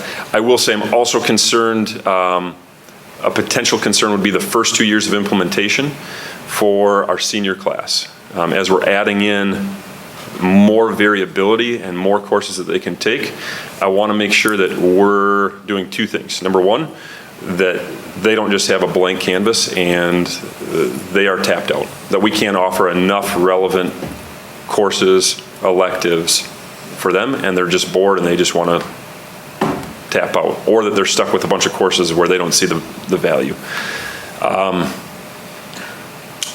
But the other thing is, I lost my train of thought with the other one, but it's about seniors. Well, I mean, so just to follow up, it sounds like there are some concerns, but it also sounds like you have a plan to mitigate those and that you're aware of We're aware, needs to be done. we're aware of them. I think the plans could be there could be multiple plans about how we address it. Okay. Well, as long as you're aware of it. We're aware. I do think that after 2 years, as you look at kind of how that grows with kids, that will be less of an issue. I did talk with a couple of other schools that are on a 3x6. I believe South Wash is on a 3x6. They do have roughly the same amount of required credits, I think, that we have here, and 66. 66. So I think I'm hearing that senioritis is what we called it when I was a senior. That senioritis is a thing that's happening in a lot of different places. Ironically, I was up at CBTC yesterday, and there was a couple of other schools that presented some really amazing ideas about how they work with their seniors to make sure they have relevancy that I'll probably be trying to bring back in front of the board at some point this year, that I think could help us solve that issue as well. Well, I'll just say in high school, I was on trimesters. It might have been a 3x7, and I turned out just fine. Great, if you ask me. Yeah. Just ask them. Tanya. Slide 10, if we could go back to that for reference, I just want to, my question is, one of them is about cardinal time, which I think we use responsive scheduling with through Infinite Campus and all that great stuff, and there's a lot of great advantages. But I just wanted to double check minutes and make sure that I'm understanding our current schedule, the instructional minutes for foundation plus the electives. And then if you looked at the proposed schedule, there's more minutes in the proposed. Is that because the cardinal time was taken out of that first column of overall minutes? Mm-hmm. So that difference of, I don't know, it was a couple thousand or something minutes was really from that? Okay. And then also, do we use cardinal time for any sort of like advisory? Or one of the things that I did like about that was we had one teacher, Taylor, knew that every day, saw that same teacher for the whole year, and I think they kind of tap into really like what's going on with them and all that kind of stuff. Is there still that kind of stuff being built in, or how's that? We've and again, that's kind of the furniture that we've talked about. I don't believe that some sort of an advisory can go away. Mm-hmm. And I'm just from a purely logistical standpoint, we had Jostens who came in last week. We have the ASVAB one. Registration. We need a touch point that's built in with kids. Where it becomes difficult is when it's every day. Mm-hmm. It really has become... It's quite a bit of minutes difference. It's quite a bit of minutes, and when we look at the utilization, 80% of our kids are not regularly utilizing it. Mm-hmm. So it's not a great investment for that chunk of our kids. And I think the other 15% of our kids, we can figure out a different way to get them the same or something similar more efficiently. Right. Yeah, but I think building in an advisory or a homeroom is probably, it has to be on the table as we're considering this. Just from a purely logical standpoint, when we talk about our counselors wanting to talk to kids, when we talk about SEL or building relationships, those are things that we can't just go away from. Otherwise, you're going to pull it from probably English as your one common course for all. Right. Everybody takes English all year, yeah. We don't want to take away from English or math. Definitely don't want that. That would be antithetical to what we're trying to do. Absolutely. So that was one of my questions. And then this is kind of a logistics question. I'm sure you guys have it figured out, but shared time with teachers.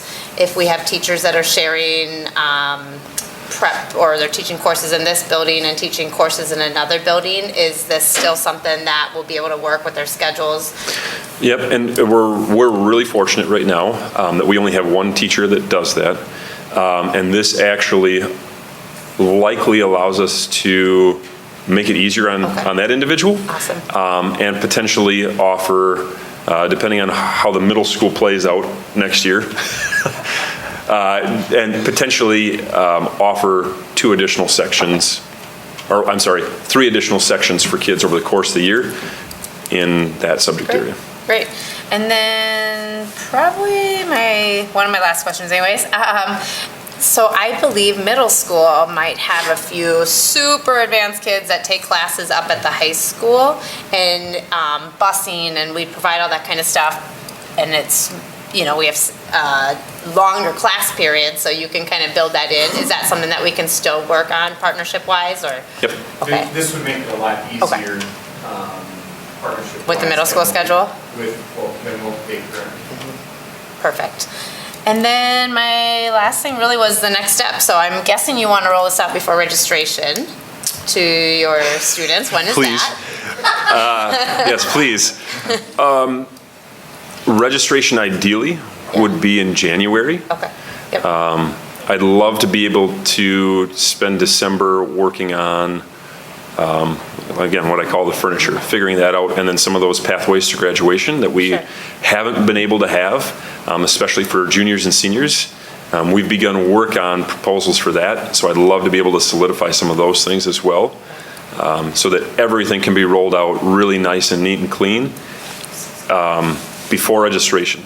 For something like this, I think as soon as I know the direction we're going, I'd love to be able to provide FAQs to parents, maybe even some connections nights where they could hear about this, how it would impact their students, just make sure that they're well informed.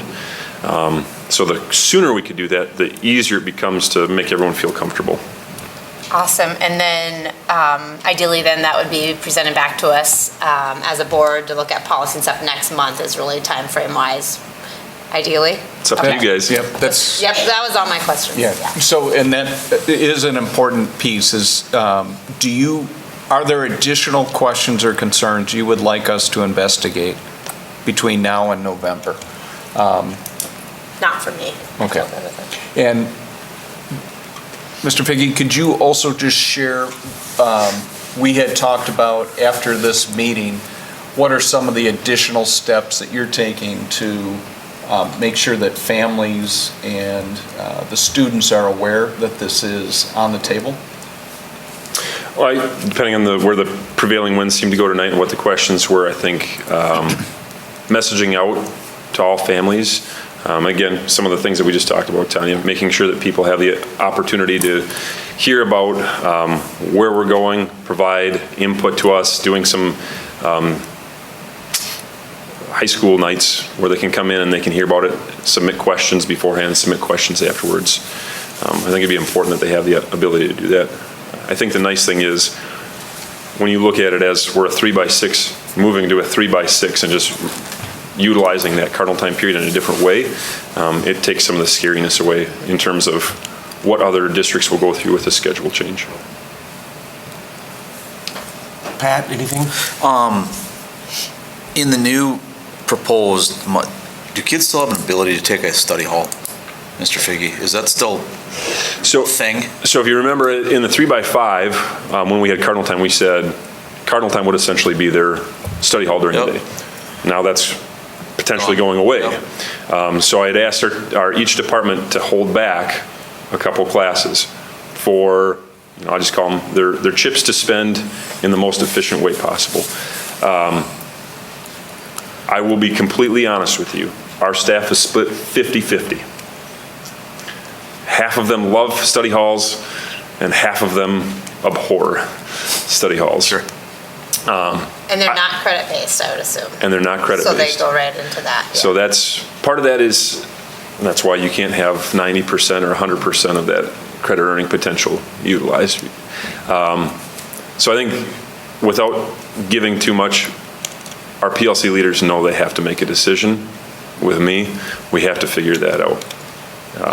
If you want my opinion, I think we're going to have some sort of study hall.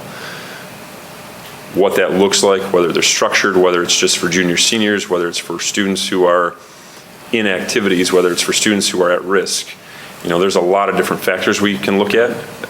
we need to look at some of the data. I need to get feedback from our teachers. I probably need to get feedback from some of our parent group too, just to see what they're seeing or what they would prefer. Sure. What's the common reason why study halls are discouraged by those Behavior. that are opposed to it? For the Behavior related, or? Yeah, the utilization. It's the same reason why we're struggling right now with our Cardinal time. Students will, I'll do it at home. I'll do it later. Right. You know, and it's an opportunity for us as adults. We look at it, 40-minute opportunity for something you don't have to do for 40 minutes tonight. For them, it's maybe a brain break too. It's unstructured time, and so.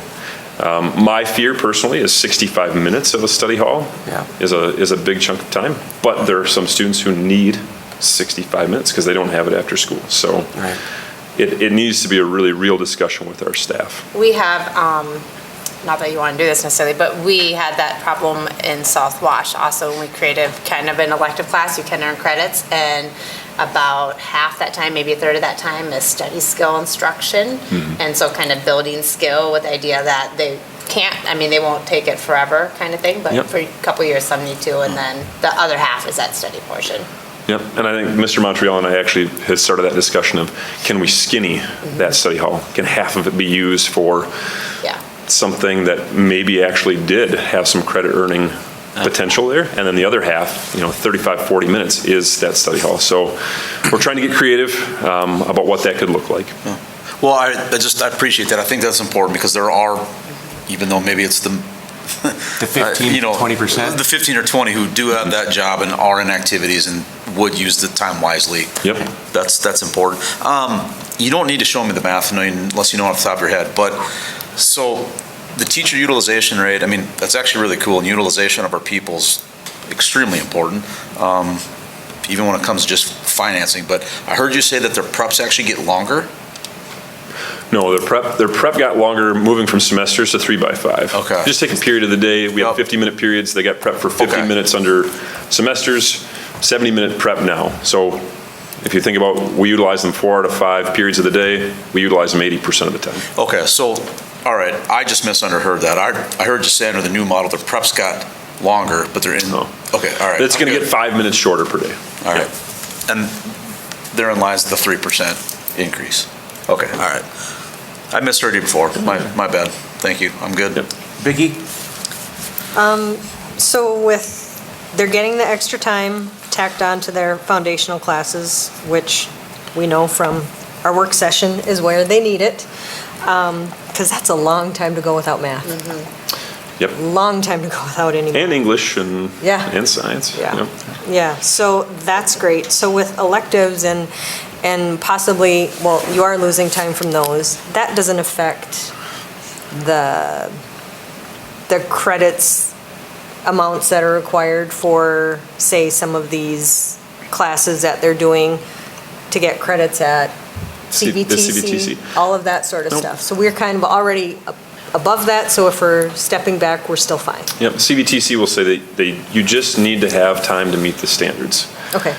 There are some districts that are on an 8 or 9 period day and they have 45 minutes per class. Okay. As long as you can meet the standards and demonstrate that, you get the credit. Okay. And with where you're at right now, that's a long time for a kid to sit in a seat, and I'm assuming you've noticed that. Yes, and again, I didn't want to put it up here because it depends on the kiddo and it depends on the class. But if I'm in a tech ed class and it's hands-on and we're in the shop, 70 minutes flies by and you almost need 70 minutes. Yeah. I don't want to throw any one of our departments. If I'm in a non-tech ed class and I'm sitting in a seat, 70 minutes feels like a long time. And even for some of our teachers that were giving feedback, they just said, wow, 70 minutes is really tough to teach in. 60, 65 minutes would be super ideal because we can do the activity, we can cycle our instruction, and our kids' attention span will be a little bit better. Yeah, I had classes with kids like that in high school, so I know. So, okay, that sounds great. And the staff, this, I'm guessing sounds like for them, they're all on board with, or more on board with changing the schedule and making this switch instead of having these long, A majority of people, I can't guarantee everybody. but majority. Majority. Okay. Josh, just really quick, so we'll use grade 9 as an example coming up. So math would be required, right now, currently it's required just 2 trimesters a year, right? So now it becomes a 3 trimester requirement along with English and science. Correct. Those are all, they're required to take those, so it's pretty much blocked in, that's what they have to take for those And the state of as a freshman. Yeah, the state of Wisconsin, it's a little bit nebulous when you look at the requirements. Some documentation says they're supposed to take a year long. Some of it just talks about the equivalency of a year long or the amount of credits. But you're basically splitting up the curriculum over a longer period of time. We're right? not So adding that's what any you're- more you're basically curriculum. saying you're covered the pace slows down. No more curriculum. You sold me right there. Okay. Because I think the pace is really fast. It's fast. Right now. It's crazy fast. So we want to slow it down. And it's tough. So and then the whole gaps thing too. I mean, I 100% agree that I think kids should be in math. And taking that gap is really tough. I guess this is not a deal breaker for me by any means, but I would like to kind of see an example of what cardinal time looks like for that 15-20% in those situations where they need intervention. Interventions. In a particular, throw math out there as an example, I guess, because that seems to be the most common one. But what does it look like? Where does that fit into the schedule for an individual? Maybe that's something that could be shown next month or something or whatnot. But that would be the only thing I can really think of that I would like to understand better, I guess. And Tanya, you talked a little bit about the tool that we have. So our scheduler, we do have a tool called Responsive Scheduler, and it will behave differently in a 3x6, but it is still a tool that I think, Josh, if you could bring that back as with a concrete example about how a student could request or a student could request time. I can tell you, like Taylor, for example, I'll use Taylor as an example. She missed a couple days last year. I think we went on vacation. And so she thought she'd just like skate by, like, oh, it'd be good. But no, her teachers rescheduled her out for the whole week of all the classes she missed during her cardinal time. And it just like showed up on her schedule. All was good. It was really pretty seamless, honestly. Like she knew in order to be counted as present, she had to show up with that teacher that scheduled her out. So there wasn't like a competition of kids. It showed up there. She had, attendance taken, and she just knew going into the day that that's what she had to do, which was great. So it sounds like, I don't know if there's a lot of pushback from the board on this, but I know it means a lot for planning and everything. So I'm assuming we're going to come back next month and this is going to be an agenda item, right? Yeah. So Maria, if you would move this up for a business action item for November, it gives us the opportunity then for, if approved, right? You got a shortened month because of Thanksgiving and then the holiday winter break. And there's a lot of interior decorating, I hear, is your analogy for what is yet to occur. But it's important for us then to get that program of study and the courses finalized for the student selection. All right. Thanks, Josh. And I just want to thank the high school faculty, the PLC leaders, and Josh and Rick Montreal for the work that they're doing. You can't get this type of proposal done and to a board without that collaboration and partnership. So thank you. And it dovetails, I think, a lot of some of the adjustments here, as you saw on the 9th grade schedule, plays into not only looking at our curriculum, but also taking test scores and identifying where are some of the areas that we could excel in or maybe tweak. We have excellent news, and Michael Kozmowski has been working since August on some of this, and he is going to present to you the state results that were released at the end of September? Was it? Beginning of October. Beginning of October. Can I just jump in here too really quick, because I see you got a question about the board wanting, do we wish to have a work session? Usually we dive into the report data in a workshop. I think that's been done in the past. I want to make sure, Yeah, now add some nuances during my presentation to help you make that decision. So I'm not going to go through the whole thing. I'm going to pause in the middle, and then you're going to tell me, keep going or hold it. Fun. Alrighty. Sounds good to me. Hey, thumb drive. Appreciate it. I haven't seen one of those in a while. It's so I can drive, so I don't have to say, go back 2 clicks, go forward 1 click. No in between. I gotcha.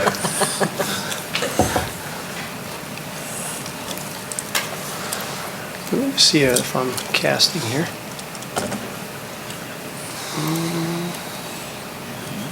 Doesn't like it. Yeah, just like go one more time here.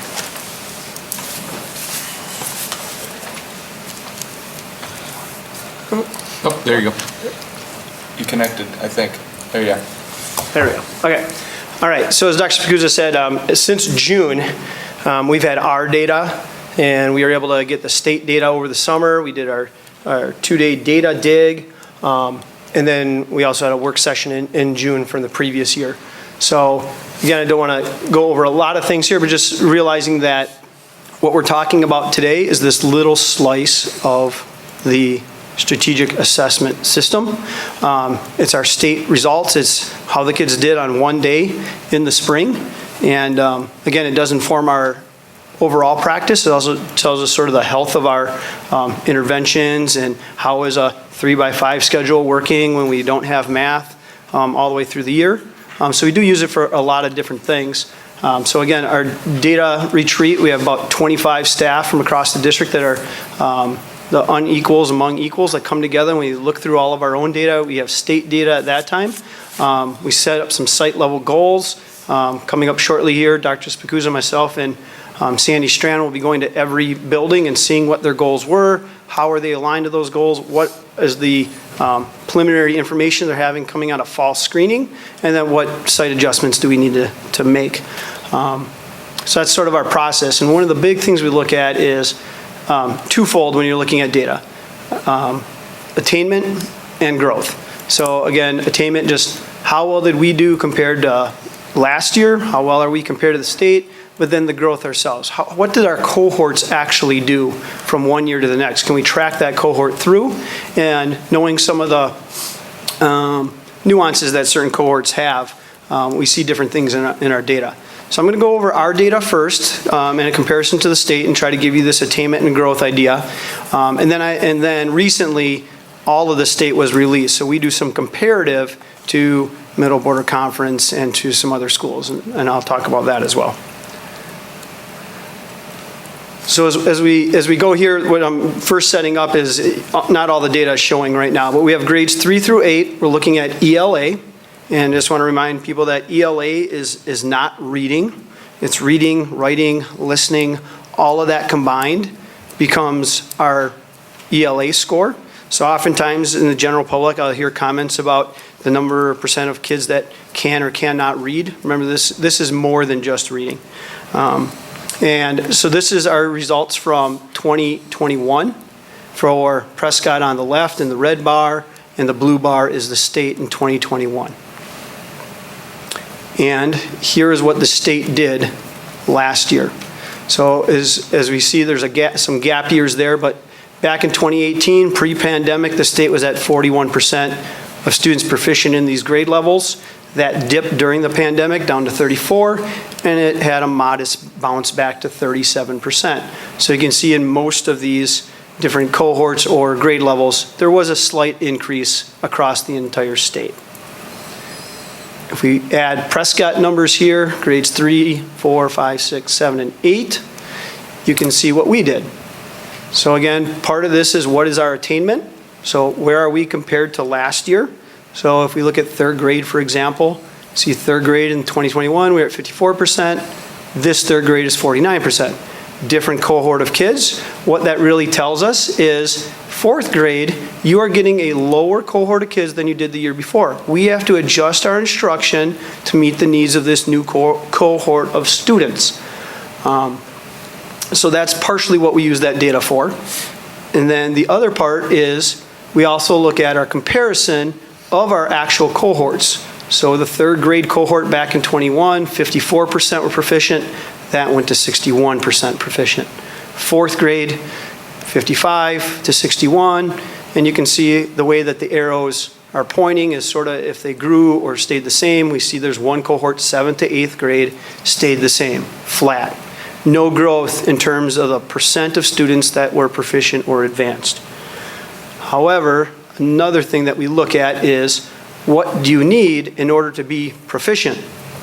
And that's very important when we look at a blueprint of an assessment, just overall, what is the state saying that we need? And then year to year. So I just gave you the example, we had flat growth from 7th to 8th grade. No kids improved in terms of percentage. But if we look down here, the percentile needed to be able to be considered proficient went from the 58th to the 65th percentile. So if we had a kid that was at the 60th percentile in 7th grade, they were proficient. If we made a year's growth in a year's time, no longer proficient. So we have to accelerate the growth over a year in one grade level. There are some grade levels where it does drop as well. So we'd expect that we'd have slight growth in those different grade levels. The other thing that this tells us is if we think about a normalized bell curve, you'd have the two extremes, sort of like your A's and F's, and the C average kid is in the middle. Well, when we line people up in an order from 0 to 100, that would be right over 50th percentile. What the state is saying is that in order to be college and career ready later on, all indicators are you have to be higher than 50th percentile.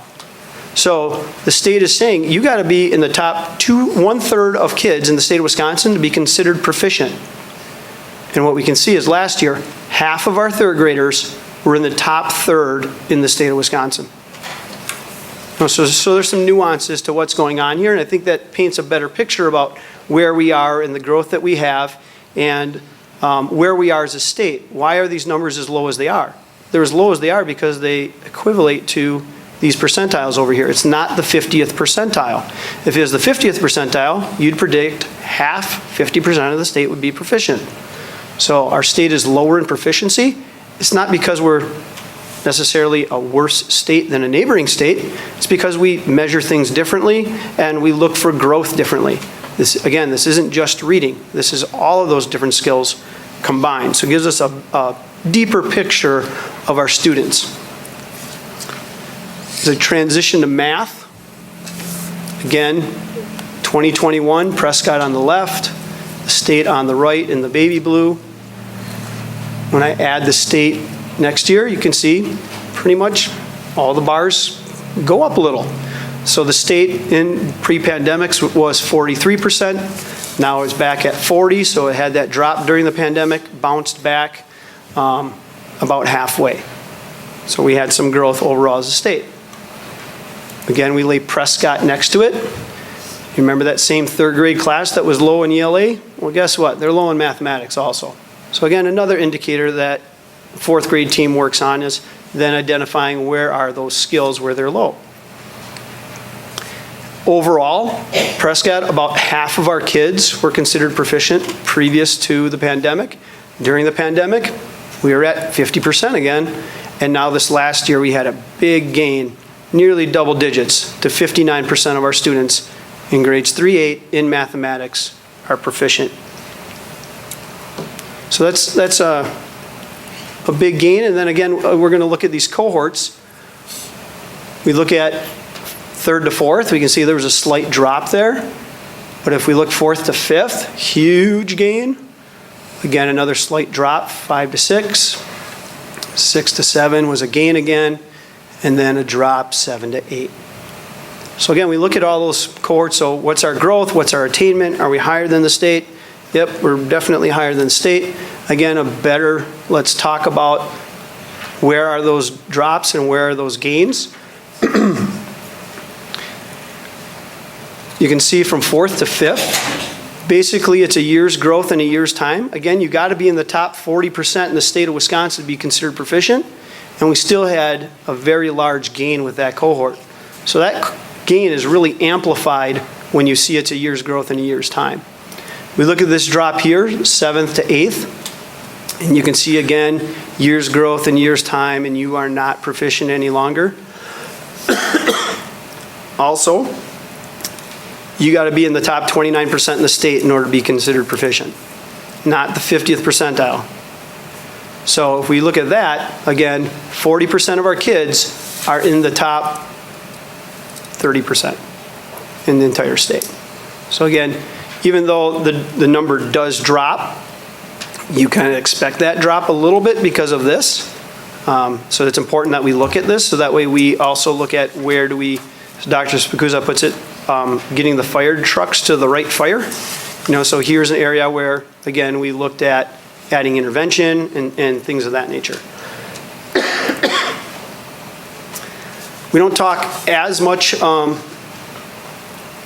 excuse me, I'm going to a different slide here. So we're just going to continue now. Now we're looking at the high school. So before we go to high school, do we have any questions on that forward exam 3.8? Either the math or the ELA that the board has?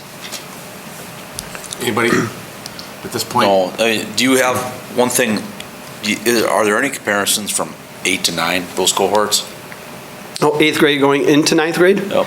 Not on this slide deck, but that is what we do during our data retreat. Okay. One thing we do know is that the difficulty of the math test going from 8 to 9 is pretty equivalent.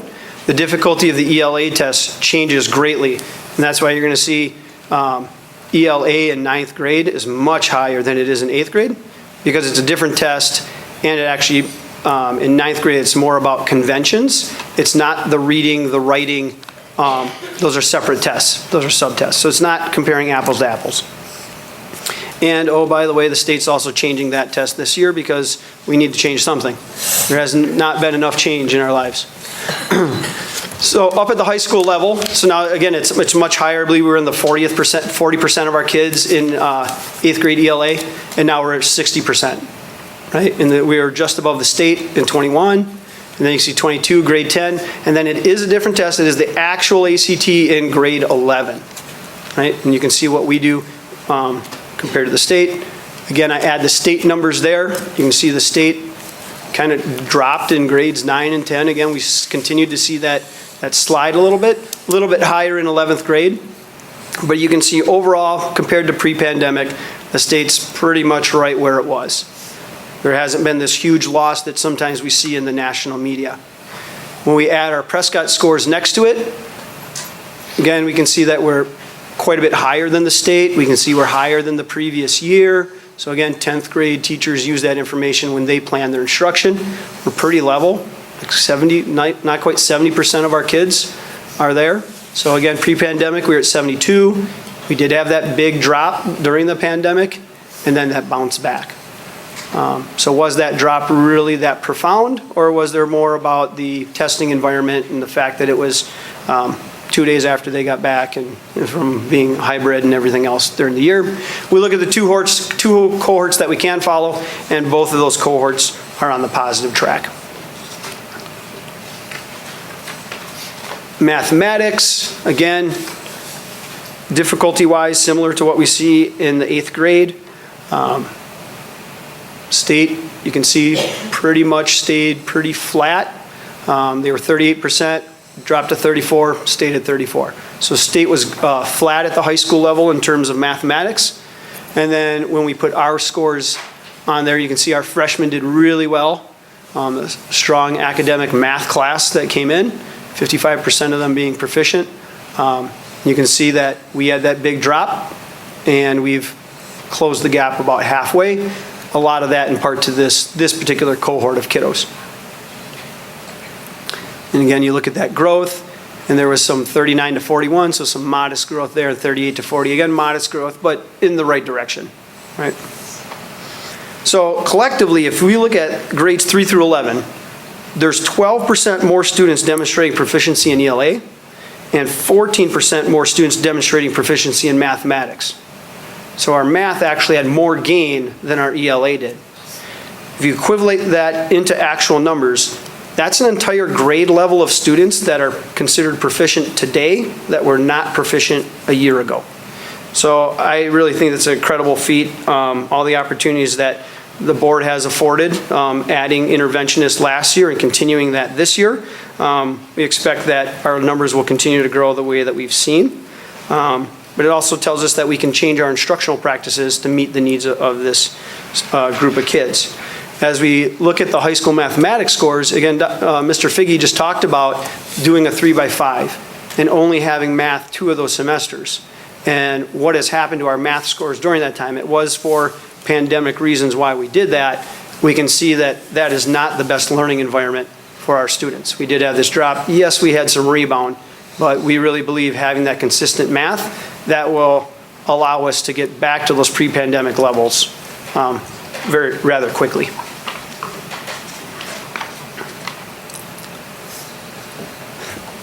The other information that we look at is our advanced placement. I know I've already shared with the board our AP scores, and I see there's one thing there. So AP, we had over 311 credits, and I say that because if you score a 5 on a history test, they may give you 6 credits in college, right? Things like that. But if we just did the 3s, 4s, and 5s and add them up in our AP courses, which were those year long, and the hard part about doing an AP course where you don't have it all 3 trimesters is that the test is in May.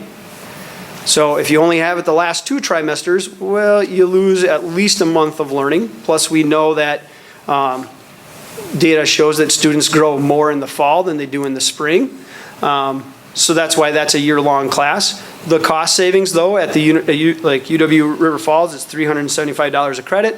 That's about $115,000 just from our AP courses that we offer. If we look at dual enrollment, so a lot of these are those transcripted Chippewa Valley Technical College. Mr. Ryan has a UW Green Bay school or a class that he teaches. We have a couple classes last year that were taken at UWRF. These are the total number of credits. Again, a majority of those were CVTC. So at CVTC costs, that's over $200,000. CVTC is $141 a credit. But there also are agreements with CVTC in our articulated classes that those will transfer into any UW school. So if we transfer those into a UW River Falls, which a lot of our students do, that goes up to $500,000 of savings to our families. And that's where I get this, potential of over $615,000 saved last year alone by our students. So it's just a highlight of the work that our students are doing, especially on the higher end, but then also our staff as well, that we've increased our offerings and things like that. Advanced placement, we have been a Pace Setter Award winner again. We're at a level 3, that's the highest level they give, and that's where 10% or more of all of your students take at least one AP class, and we have a success rate of a 3 or higher score at 60%. So over the last 2 years, we've been awarded that. It's laggard by a year. This will be a 3rd year in a row that we'll have that Pace Setter Award given to us. Also, I know, and I'm not sure, I wasn't here for good news. I don't know if Mr. Figge shared this, but he was at Chippewa Valley Technical College yesterday. And again, compared to all of our neighboring districts, we're 3rd in credits earned. And that's over some very large districts, Hudson, River Falls, areas like that. So just proud of the work of our staff and our students and getting us where we are.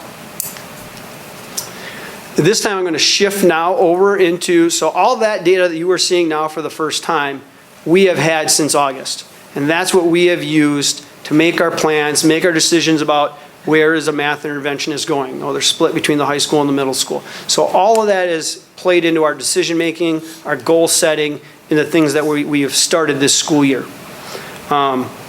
Earlier this month, released were the results of the entire state. So what we typically do is we benchmark ourselves against our typical middle border conference, and I know that's changing a little bit depending on the sport. You see I don't have Altoona up there, even though I know for certain sports they are. But they're our typical, traditional, and then Hudson and River Falls are our neighbors.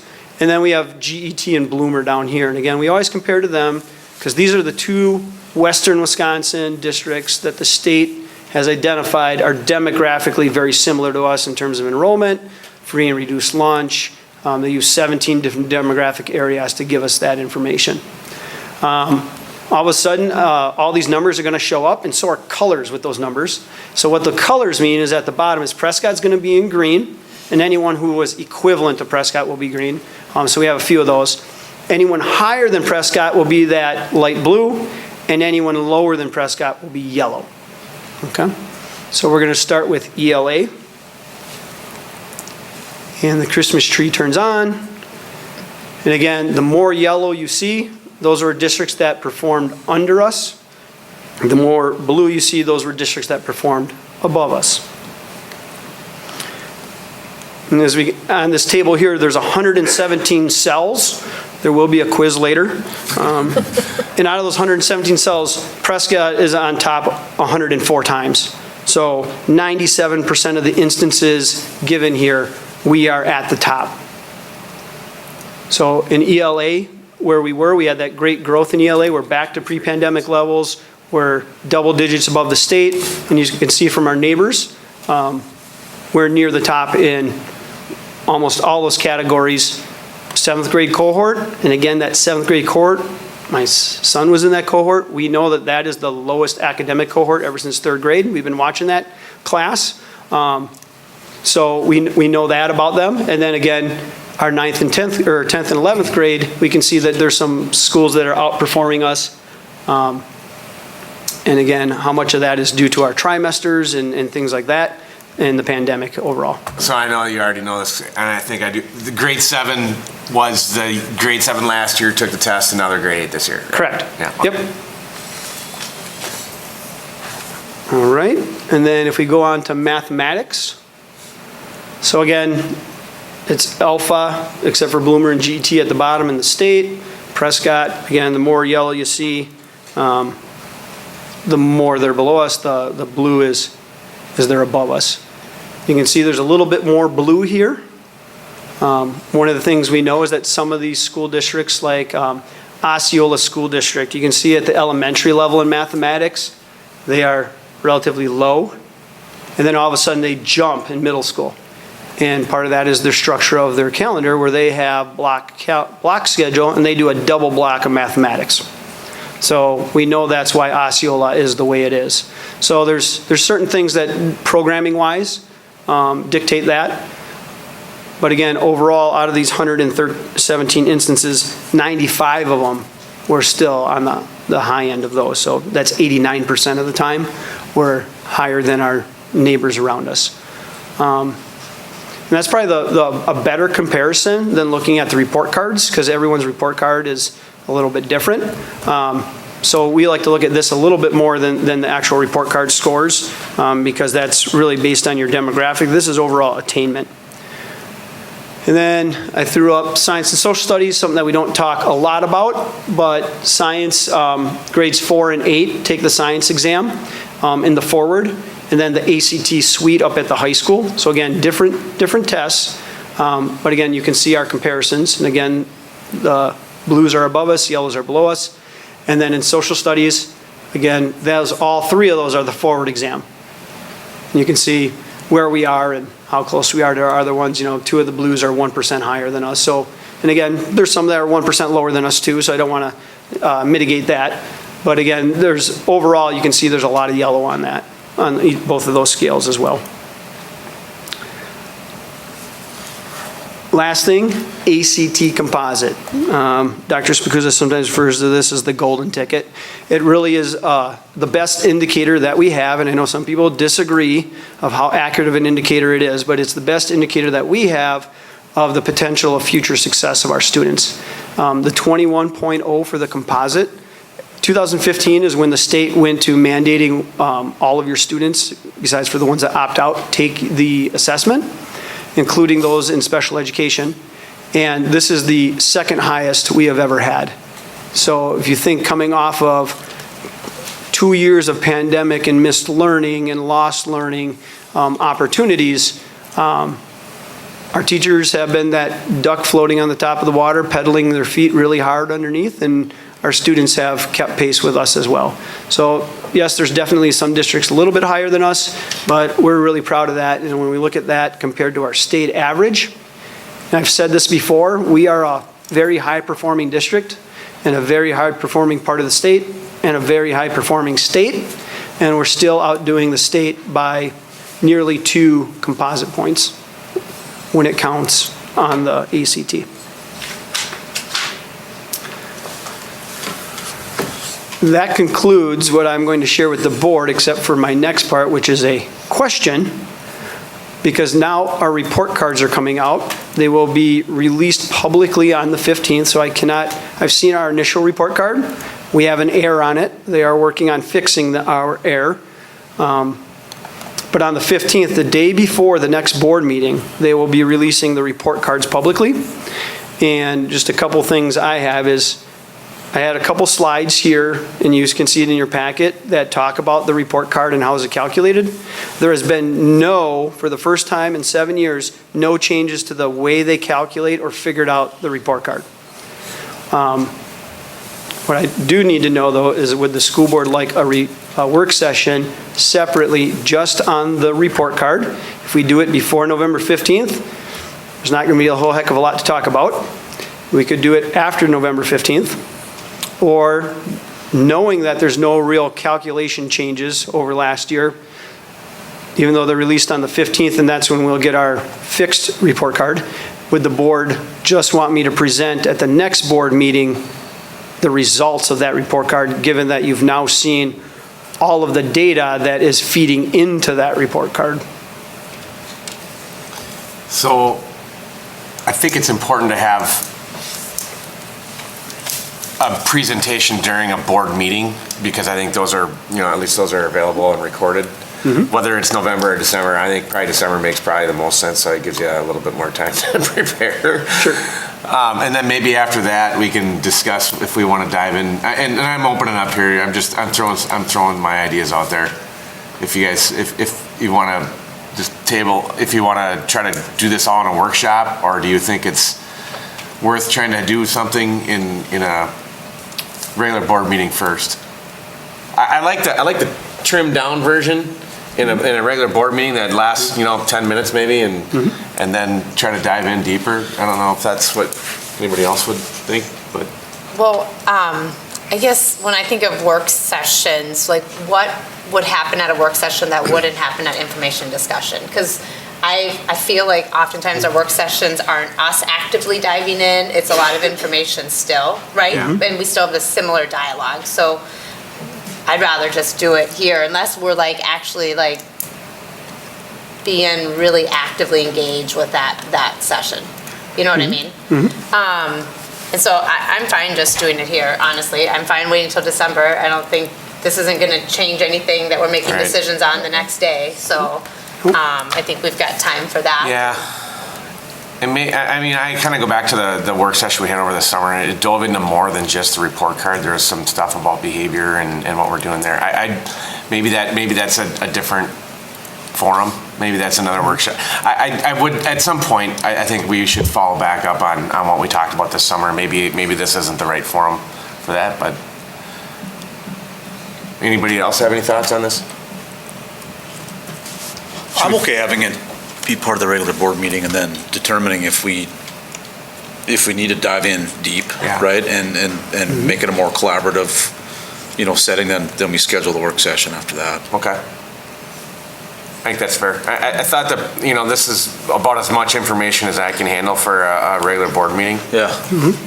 I won't go any deeper than that in this session, so, but it was really, this is excellent information, Michael. So anybody else have any thoughts here? So let's plan on something in December for the report card, and then we'll just go from there. Really, really, really good data, though. It's really fun to see. It's great scores. I like your holiday tree all lit up, so that was awesome. Our kids are doing great. It's really fun to see that bounce back, and I know so much of that is to the commitment of our staff and our teachers and our leaders, so it's great to see. So if I'm hearing correctly, a summary report to the board in December at the regular board meeting, and then you'll make a decision if you want to dive deeper into anything that gets presented. Yeah, I would say what you've done here, follow something similar to that for December, and we'll be good, and then we'll just kind of go from there. Okay. So thanks a lot, Michael. Really, really good information. Thank you. I want to thank Michael. That's a lot of complex information and nuances. I think he has really hit his stride with being able to take complex situations, test information, tell a story. I think the Christmas tree or the heat map, you can quickly look at that and by color understand where some of the strengths are, and also some of the areas that we have been attacking. And he had mentioned that Sandy Strand, myself, and he will be visiting the 3 schools, or the 4 schools, I'm sorry, to review kind of the goals they've set up for the year. What are their action steps that they put in place, and what are some of the mid-year or early information that they have on the success of that. So I want to thank Michael for that leadership, but also for our staff that has been very resilient and committed, and you can see it coming out in the student test performance. It is really good information academically in both, and actually all 4 subjects. Yeah, and I we should have probably celebrated that a little bit more here because the numbers were fantastic. I just, I don't know if anybody has any other comments on that, but just to see the trends, that it was really helpful to see the cohorts and how you kind of mapped them out with the arrows and stuff like that. I think that was super helpful for me, at least in my simple brain. Well, for you, okay, Mike, I don't have kids, so this whole thing of like understanding test data and how it transfers onto the next year and all that sort of stuff, I think, yeah, these charts like this make it so much easier to absorb and to really see it visually, what that means and what it looks like year after year. So, yeah, this stuff is great and makes it, I think, super easy for some of us to understand. So, thanks, Michael. Yeah, and you should be super proud of where we're at, especially comparing ourselves against other surrounding districts. I mean, that's awesome. Like you said, the heat map, I mean, it was clear that we were number 1 in all but 2 or 3 grades. There's really a couple of grades that we focused on, that we probably need to focus on to get them going, and obviously continue to accelerate where we're on top. But I mean, it's really a great story to tell that Prescott is really thriving again, and it's good to see. Obviously, there's always areas to work on. You guys know that, and you guys do a great job mapping that out. So, fantastic. I would say for me, one of my takeaways is looking at our ESSER dollars and knowing that that's decreasing, and we put that in intervention, and I think that's a big part of our jump is... If we feel that way, I mean, I think that's great. That's a great story to tell too. Are the dollars that we're putting towards intervention, do we feel like that's really paying off? I mean, that's great data to know. I don't want to trample on you there, but... Nope. I mean, exactly, and as we look at a budget for next school year, knowing those dollars aren't there, is that where we value those dollars going? It just means we have to find the money somewhere at all, in my opinion, because this is the most telling story. Thank you for connecting those dots. No, that's very important for us, and also for the continuity, but also I think you see how we're dividing time and allocating that across 3 tries. It's multiple puzzle pieces put together for enhancing learning. Well, and we've just added more this year, correct? So then we are not going to see that then until next year's scores, so. Correct. Just really quick on the middle school, I think it was, you had mentioned that there's some schools that are doing some type of block. Osceola and other schools that are above us in the blue their format is different than what our format is right now. They're double now. blocking their math class. So instead of having a 55-minute math class, they're having 2 math classes, either every day or every other day. They get that double block. Okay. So, and as you saw, as Mr. Figge did the simple math, that's adding another third of a year of instruction, or maybe another half of a year of instruction. So when we saw, like, from 7th grade to 8th grade, you had to increase 6 percentile points just to be considered proficient, or you're going to drop. They saw that, and the way that they attacked it was, let's give them an extra half a year of instruction. And therefore, we're giving them a year and a half of instruction, so we still just only have to have them make a year and a half's worth growth but they have that time afforded to them. But it comes at a cost. Is it only, I was going to ask that, but also, is it only that 1 year that they do the double math? No, they do it all through their middle school. All 3 years? All 3 years through middle school. What do they lose out on? Right. I mean, those minutes come from someplace, right? Ed. Yeah. Art. Yeah. Most of them come out of It's the elective classes. That's who always loses in these games. So is that a proposal that's going to be following the high school? Is that something we're looking at? Question. No. Yeah. We believe Kyle, or not I'm looking at this right time. at you. Like, where's your proposal? And Dr. Spicuzza, would you mind going back to the math slide where it was just us and the state? Actually, you can leave it right on that one. Actually, go to the math one. I just want to toot the horn a little bit of fifth grade here. 83% of our kids are proficient in mathematics in fifth grade. And that was a huge growth. That class came in the low 60s. So we grew them by over 25% maybe. And that was with implementing a brand new curriculum called illustrative math, which I know some of you parents lived through the growing pains of that when we rolled it out in the middle school.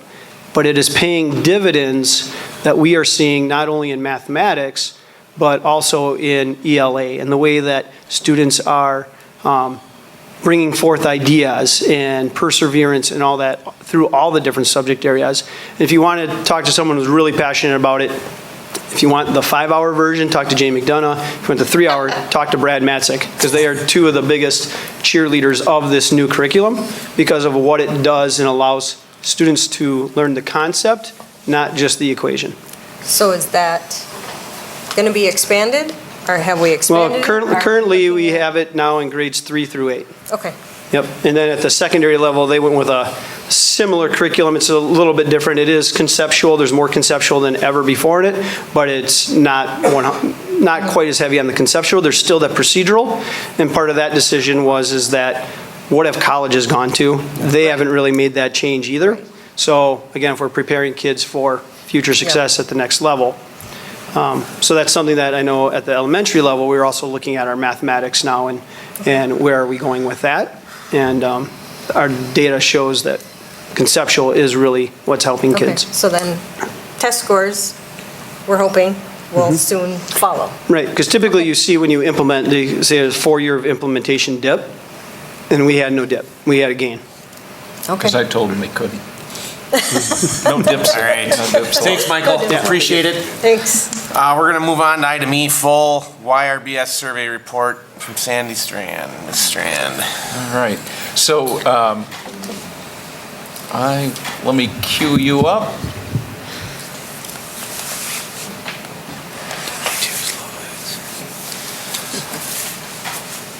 So there we go. So Sandy, you have a presentation here on a survey that is given. Do you want to just remind people how often it's given and then the comparison groups that we'll have? Yep, absolutely. The Youth Risk Behavior Survey is a state-level survey that is administered across school districts every 2 years. So it was administered in 2019, which was just before the world shut down. And then it was administered again in 2021, right after we brought kids back full-time. So we know that there are a lot of factors that could potentially impact the data. The survey really looks at, I believe, 5 different areas. It looks at motor vehicle safety, school climate, mental health and well-being, and sexual behavior. And I had pared down the slides here just for time's sake, knowing that it was going to be late. And what we did is we took a look at all of the data and identified the primary areas of concern and need for focus for the upcoming year, or the next 2 years, is bullying, school connectedness, substance use and abuse, specifically alcohol use and vaping, and mental health as it relates to suicidal ideation. So what our mental health team did, and we also worked with our building administrators, is we took a look at those areas and determined that we needed to develop some comprehensive goals around these. Much of this work has been going on and has been evolving since the fall of 2021, but in the area of school connectedness, Prescott Schools will continue to develop a systematic plan to foster school connectedness across grade levels by way of bi-weekly activities, theme days, enrichment days at the high school, et cetera. And later on, I'll highlight some of the great things that are already going on in our buildings and how we are fostering that school connectedness.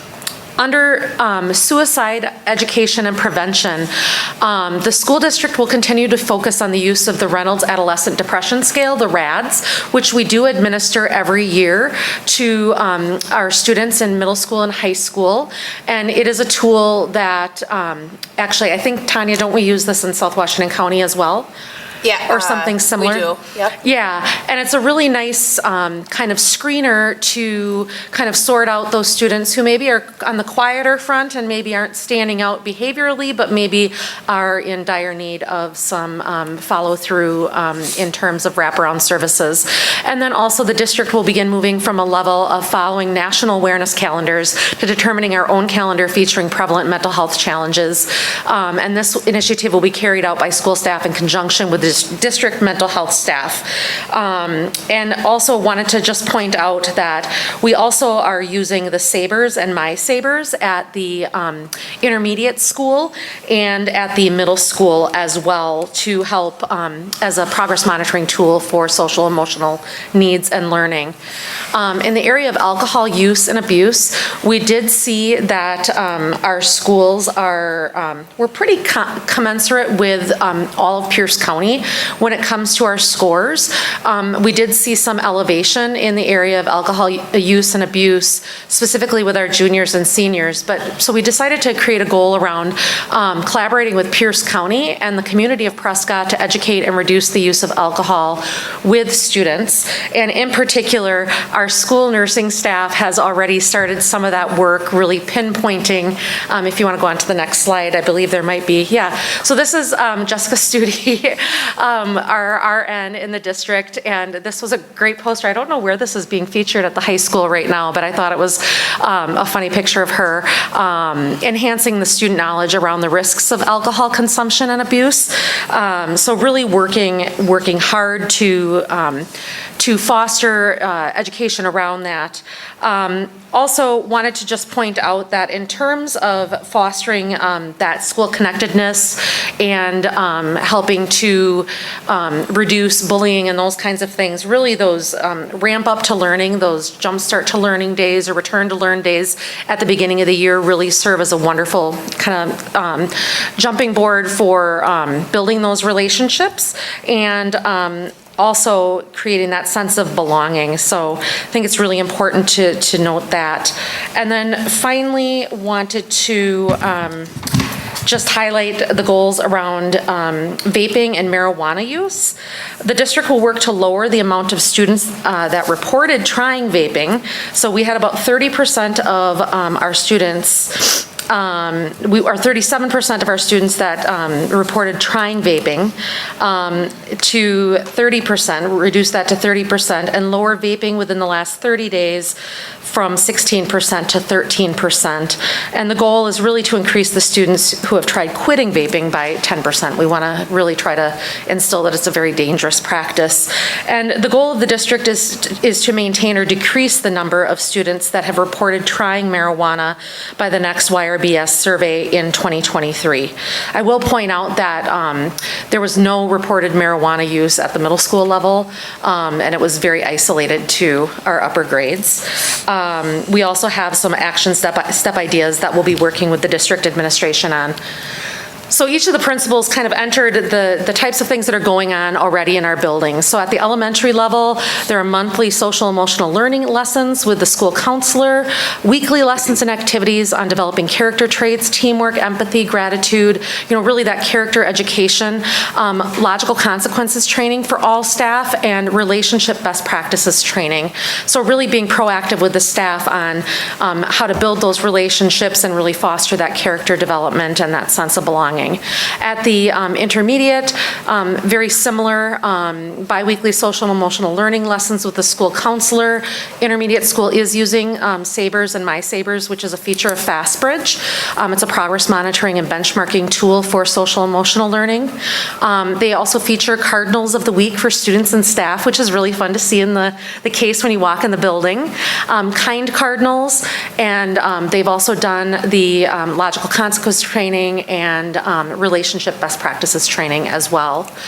Going on to the middle school, Middle school and high school actually have been working closely together this year on trauma-informed practices training for all staff, working on monthly lessons and activities on, again, developing those character traits, 6 to 8 days a month on social emotional learning lessons, counseling corner lessons by grade level, and also engaging in staff book studies.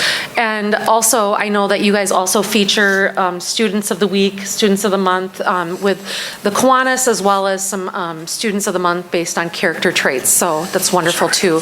And then same thing at the high school, that trauma-informed practices. If you could advance to the next slide, please. And then also the department's highlight, I mentioned this, staff development and handbook on practices for setting community expectations, relationships, and behavior management, and also some really stellar videos that have been produced by Mr. Montreal on especially behavior practices around cell phone use and other expectations for students, and then staff book study on social emotional health and best practices on relationship building. There's a lot of really great colorful slides that I could share with all of you at some point. So if you had questions about the specific data and what the growth areas were and the areas that we declined in terms of our percentages, I would be happy to share that with you at a later time. But in the kind of trying to honor our time here, if you have any questions, I'd be happy to field them now, though. Anybody have any questions? Sandy, I have a question. So this occurs every 2 years. So can you not follow grade, like you can't follow cohorts, or can you follow cohorts? We can. So like the kids that took it in 2019 that were freshmen are now juniors, right? Or they were juniors when they took this last fall. Okay. And so we can see, and there was some concern about the junior class last year. And so yeah, some of those risk behaviors really kind of, we can track it just like we can cohorts academically. And that's where our counseling staff really want to focus some of their interventions and supports. And that was kind of my other question, was just thinking, SEL or social emotional learning is something that I'm hearing a lot about within the media and all that kind of stuff. And it's just, this is exactly what it is though, is working on some of the things that you described as some of our goals, character building, students of the month, all that kind of stuff. And really, without those kinds of things, our data only goes up in a negative direction. And really, I think, I don't even know how to equate this, well, I'm sure you probably could, but like the loss of time that kids have from school and engaging because they're in the office for behavior stuff, because they're disrupting other kids, because they're at treatment, because they're all those things, it really does equate to a loss of learning for our students and for other kids around them. So this is really great stuff. The other thing that you didn't mention, which I'm sure there's 1,000 things you could mention, but just a note too, we have also increased our staff in this area as well. So we have grants with the county, even go to our SRO, our counseling staff has increased at the high school in the past handful of years, so. Yeah, and I did mention the co-located services early with Family Means, which I think is really important. And then also, I think one thing to point out is our school connectedness data, going from middle school to high school is very interesting. We have probably 85 to 90% of students reporting feeling very connected when they're in middle school, but those numbers do shift down pretty significantly moving into high school. So that does impact performance academically, it impacts everything. So it's very interesting trend data, and compared to Pierce County, really we're within 10 percentage points of the scores. So we're trending along with the other school districts in the county. So that's good to know too. Thank you for sharing this. Yep. Anything else? No. Thank you. Sandy. Thanks. All right, let's move on to item G, item F, update on Market and Johnson fall work bid packages. So I'm going to look at Mr. Igo. Really on site today? Just hold on a second. Yeah, they were on site. So we're on F? Yeah, I got it. This packet. Fence went up in front of the. Okay, never mind. I got it. Sorry. Yep, that's what I said. Item F, Market and Johnson fall work. Yep. So just kind of keep you apprised of the work that's going on. Much of the capital investment of the 15 million is infrastructure. So it are things that you don't see a lot of. On Friday, they will be coming on site with River Valley Architects. It'll be the second time on site. We have no students and staff. It is a day off on Friday. Mike Koika, who had a vacation day, decided to come in. So just a tip of a hat to Mike for rearranging his schedule. But they will be up on the roofs. They'll be looking at the curbs. They'll be looking at popping the tiles, looking at the pipes, and trying to finalize the bid packages that'll be going out hopefully early in the new year for the work that'll be coming. We've been doing bi-weekly calls. We have another one on November, I think the first Tuesday in November. We have some concrete work that's beginning. They were supposed to be on site. They were there. Okay. So they're supposed to be over by the gym. We have to replace the kind of concrete and the railings, make it more ADA compliant. And so that is some of the work that'll be happening before we thought before the snow flew, but temperatures dropped on us very quickly. Our goal is to continue to work with them. The bid packages, obviously the largest big packages are all bid to. And so we'll give you an update in November when we have more information. Very happy with the progress that they're making and the range of things that they're examining at this time. Anybody have any questions here? All right, let's move on. Thank you, Dr. Spicuzza. We'll move on to item G, update from work session. Yeah, so as you recall, we had a work session in late September. At that time, we kind of revisited specifically a proposal for reviewing all the historical community facility action plans that have been put in place, some of the studies that were done with regards to Malone Elementary all the way to the construction of this facility, Prescott High School, that opened in 2016. We have some unfinished business, and that unfinished business was that two separate independent reviews of our district and facilities had identified that the middle school facility is most adept at handling or holding 2 grade levels, and that the old high school obviously can hold up to 4. We know that we currently are limited with regards to the type of academic programming that we can provide for grades 6, 7, and 8 in that facility. The overall population for the middle school has averaged from 278 up to 350. It is a facility that is specifically designed for a capacity at 300. We are below 300, but we are currently using every single room, which interferes with the academic model that we have been putting in place over the last few years as we continue to try to elevate our scores, as were represented earlier today by Michael. When we talk about our academic model, there are 5 ingredients that we are really looking at as we design those environments. And first and foremost is it's student-centered.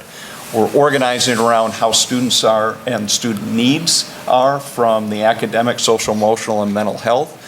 We are looking at collaboration, the collaboration time for staff, but also how students operate, how they're asked to operate within the classroom, but also in the future work world where it's moving more to collaborative teams. We also are looking at experiential opportunities. So when you think about the hands-on types of learning that's occurring through our STEM program with outdoor events that are happening at the elementary, you get into the shop classes, bridge building, and then up here with career and tech ed. We also are looking at the facilities at the middle school. And we know that currently the STEM area is 608 square feet for 30 students. By capacity, it should be 1,000 or more. It is a building that we know that we have to invest additional dollars to bring that into compliance with the way that we're trying to run our programming. That's just for current programming. If you look at how we would want to shift some of our programming in STEM is that we are looking at robotics, we are looking at the opportunity for coding, and we're looking at the opportunity for expansion of the virtual reality that's emerging within the educational programs. That creates a challenge. We are at a chokehold within regards to how that facility operates for the STEM, currently how it operates, but also how it would operate in the future. Our goal is to try to either invest in that and upgrade that facility or take action steps to what I would say is implement plans that had been identified twice by 2 facility advisory committees. And that is to take advantage of the largest space, second largest square footage at the Malone Intermediate, and place grades 6, 7, and 8 there. The reason that we were unable to do that in 2016 is we were out of money. We had no additional funds to reconstruct the rooms that currently were out of commission with regards to the labs. This investment by our community of $15 million, starting in winter break and spring break, we will start to remove the asbestos, damaged pipes, and some of the asbestos lab tables and flooring. What we don't have money for is to rebuild those classrooms, and understanding that unless we have a decision by the board, we are going to lose the synergy that we have of having professional management team, construction people on site to be able to redesign those classrooms for grade levels and for programming that we currently have, but also what we may have in the future. So during our work session, we did look at some pros and cons, and I just wanted to kind of put those, revisit those and put them up. We looked at 3 scenarios. The first was just to kind of look at what are the pros of moving 4 and 5 over to the middle school facility. Some of the constrictions that we have with regards to room space and design are not issues for how we do the programming for 4th and 5th grade. The STEM programming that we run would not be required to be in the shop or in that computer room. We would have additional class space because it would be 157 students in a building that can have a capacity of 300. So you would still have then space for collaboration, fluid groups, and flexible groups. The room sizes and are more flexible, and with 157 would be beneficial. We do know that the furniture that we have we will need to upgrade the furniture that we have. Again, that would have to come from the decisions that have been put on pause. To move the furniture, we know that that's why we built our fund balance. We knew at some point there would be a shifting of trying to get the right kids, the right programs, and the right buildings. And so to me, that's the cost of doing business. We know that there were some concerns about playground, green space, and supervision. We've added a column just to talk about what I would say is it's not really a pro and it's not a con, but it is something that we would have to consider, right? And so if we're using the Prescott Square Park, there is and are concerns about how we would maintain supervision. But we do have the same kind of costs here. We do provide supervision to our students. We have a lot of green space. There are no fences that would stop people from entering onto the property, either through Cernhouse, Chevrolet, or Old Patex. And so we do have people. They are vigilant. They are out there, and we would obviously take that into consideration. The city in its plan was at Kiwanis last Thursday. We have the new business manager there presenting, and the next park to be renovated outside of McGee Park is the Prescott Square Park. They're looking to add a little bit more parking.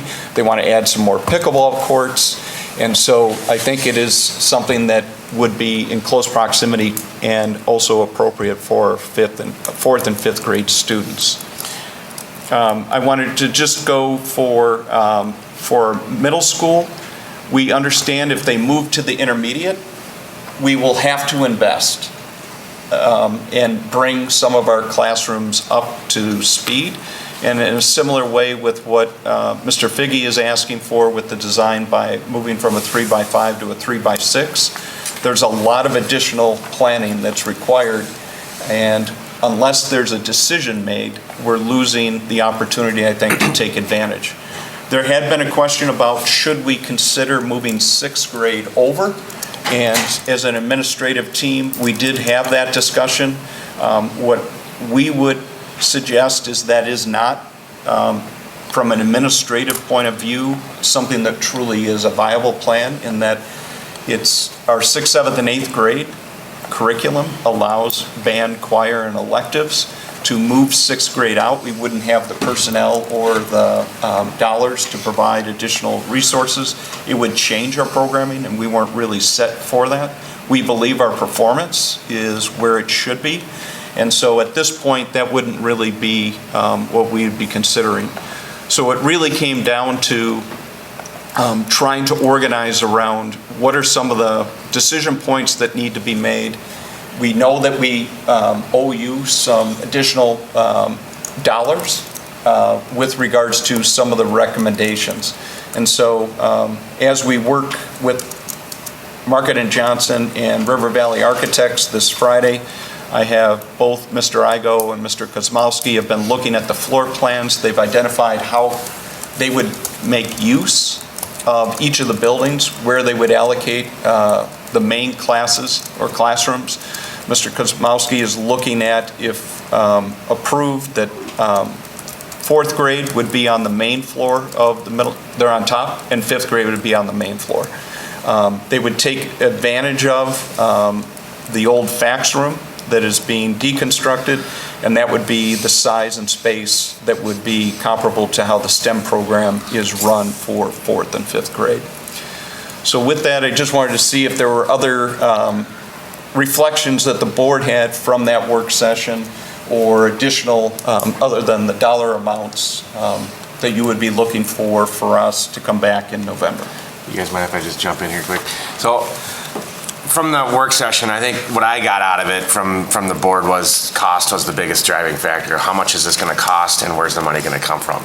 Is that fair? Right? I think we need stronger numbers on how much it's going to cost to renovate the places that we need mainly at the intermediate school. I don't know if there's anything that needs to happen at the middle school or not. And where are we going to draw that money from? And there's some options there with Fund 46 now that we can look at. But is that fair? Is there anything else? I know we had some safety. We had some discussion around safety at the middle school, moving 4th and 5th grade down there, because it's a public-owned space. It's not technically the school district is public as well. So there's some parallels in safety from the intermediate school to the middle school, so I understand where you're going with it. I think the difference is during the school day, schools are not open to the public, but that front space is. So that's a big safety difference. Yeah. And I think that's where we put it in, that we obviously would say that it's a concern. Safety is always paramount for us, and I think that there are ways that we can partner with the city, but also steps that we can take that would only further enhance that. We have not ever, to our understanding in the 8 years, had an issue with our middle school students over there. So I do think that we can have the right amount of people, the supervision, and strategically close off the streets like we have to be able to make that viable. I really do think that it is in the best interest of the programming. I think that the costs, we know there will be costs because that was the reason that we didn't do it. But I will say is that that's kind of the implementation steps. I really do think that we've had enough community input and studies that 2 separate independent groups have told us externally that the middle school facility is really a 2 grade. I think that when I talk to my administration team, could we do the move without touching anything? And the answer is almost. And I think mainly because the infrastructure is going to deconstruct 4 classrooms in the intermediate. So we do have to rebuild somehow. And so that is one reason that we have invested and saved money into Fund 46 and also our fund balance intentionally. And so I think that now is for us to kind of say, what are the priorities of the rooms so that we can at least maintain the programs that we have? But with this shift, it gives us greater opportunities to explore new programming as well so that we continue to adapt as a district. And I think we've done an excellent job to date. We have a good track record. And so I think we hope that we can facilitate getting you estimates. We're going to start with estimates on a square footage percentage, right? And then obviously the more granular you get, you'll get more and more or better numbers for you to make that decision. But I think the main feedback that I had is that 4 to 5 over to the middle school, the main costs are already within our budget because it is the cycle for upgrading our technology with the short throws or interactive whiteboards. That is part of the cycle. So they just got upgraded at the intermediate, so the middle school would come in there with new technology. We would already have that on the docket, and we just need to have a decision so that we know which rooms to do and take care of. STEM is probably the pivotal classroom, and so we just need to identify if we want to hold it harmless and continue it as a shop, we do have to invest because none of the equipment can be transferred and none of the equipment that was left behind meets current safety standards. So either way, we're going to have to invest. And I'll be working on that for you over the next 2 months. The only thing I wanted to add with the cost is that, and last time we got together, we talked about, there's I think Dr. Spuzek calls it the almost bucket, and Michael, we might have been talking about this. What's the bare minimum, right, to make it happen, right? We got a space problem, and we have a space problem, right? So just switching them at almost zero cost is going to solve 2 problems. So there's a very low cost option, there's maybe a middle range, and then there's a, man, if we really did it right, type things. That's, I guess, personally, I would like to see these initial estimates come in those 3 categories. Yeah, and one other thing to point out that came out in the workshop too was timing is right now. As from a cost perspective, because we have Market and Johnson on site, if we decide to push this off, if it's possible, it'd be curious to know what does that cost look like 2 years down the road, because it's not going to happen. If it's not going to happen this summer, it's probably going to have to wait, and at least an additional summer and maybe longer, depending on where things are at. And what does that do to the cost of the project? Because if we have everything kind of mobilized now and we move on it, I'm guessing we believe there's cost savings by doing it this summer. Yeah, the trend, obviously none of us have a crystal ball, but I would say the trends are that the cost would be higher in that the way inflation is going, supply chain, and we'd have to deploy. We already will have contractors on site. Yeah. And so anytime you have to have a new wave, you're going to pay for that. Yep. So that's a lot of the reason for us to try to at least have a decision that this is where we're going, and then allow us to keep trying to figure out good, better, best. What will be the shortcoming if we can't do all of it, and how we would kind of feather that in over the next 3 years. And then one more thing, I want to point out that we talked about the work session. Tanya, I think you brought this up. The move for 6, 7, 8 seems pretty straightforward. I mean, from a logical perspective, taking them from the middle school and putting them in the bigger building, the former high school, now the intermediate school. That seems fairly straightforward. It's when we take the 4th and 5th graders and put them down in the middle school, how does that affect curriculum, and what does that do? I mean, I guess that would be questions I think we're curious about. I think Michael can answer that pretty quick. Both hats, principal and teaching and learning. Yeah, so with the PLC leaders, my PLC leaders from my building, we did go and tour the middle school. And a couple of big things stood out to us. One, there are classrooms at the middle school that are much smaller than the classrooms we currently have. But the 8 core classrooms that we need will all be bigger than the current core classrooms that we have. Because there's a number of classrooms that are much larger and then much smaller. Our smaller ones we can use for our intervention and things like that. So for us, in terms of programming, it will not change any of our programming at all for our 4 or 5. What we currently do in STEM, we'll be able to do in STEM again. Music, we'll be able to do what we do in music. Art, the nice thing that the art room is small at the middle school. I'm not sure how they all get in there, but we have the luxury of a adjacent room that currently is 8th grade science that could be a second art studio area. So we could have a wet area and a dry area. So the fact that those classrooms are too small currently for 7th and 8th grade, especially when we get our bump from St. Joe's, they work perfectly fine for us. Okay. So to tell you the truth, I see 0 change in programming for 4 or 5 moving into that building. One of the biggest things we noticed as soon as we walked into the building is we can see the outside world. Great. And that's totally different than what we currently have. There's currently no core classrooms at the intermediate school that can see outside. So. Yeah. I know we're kind of going on here, so Well, and I got something about safety. Okay, go ahead. So with the safety and that being City Park, they're going to be doing some improvements. They're trying to work with the school on crosswalks and other things.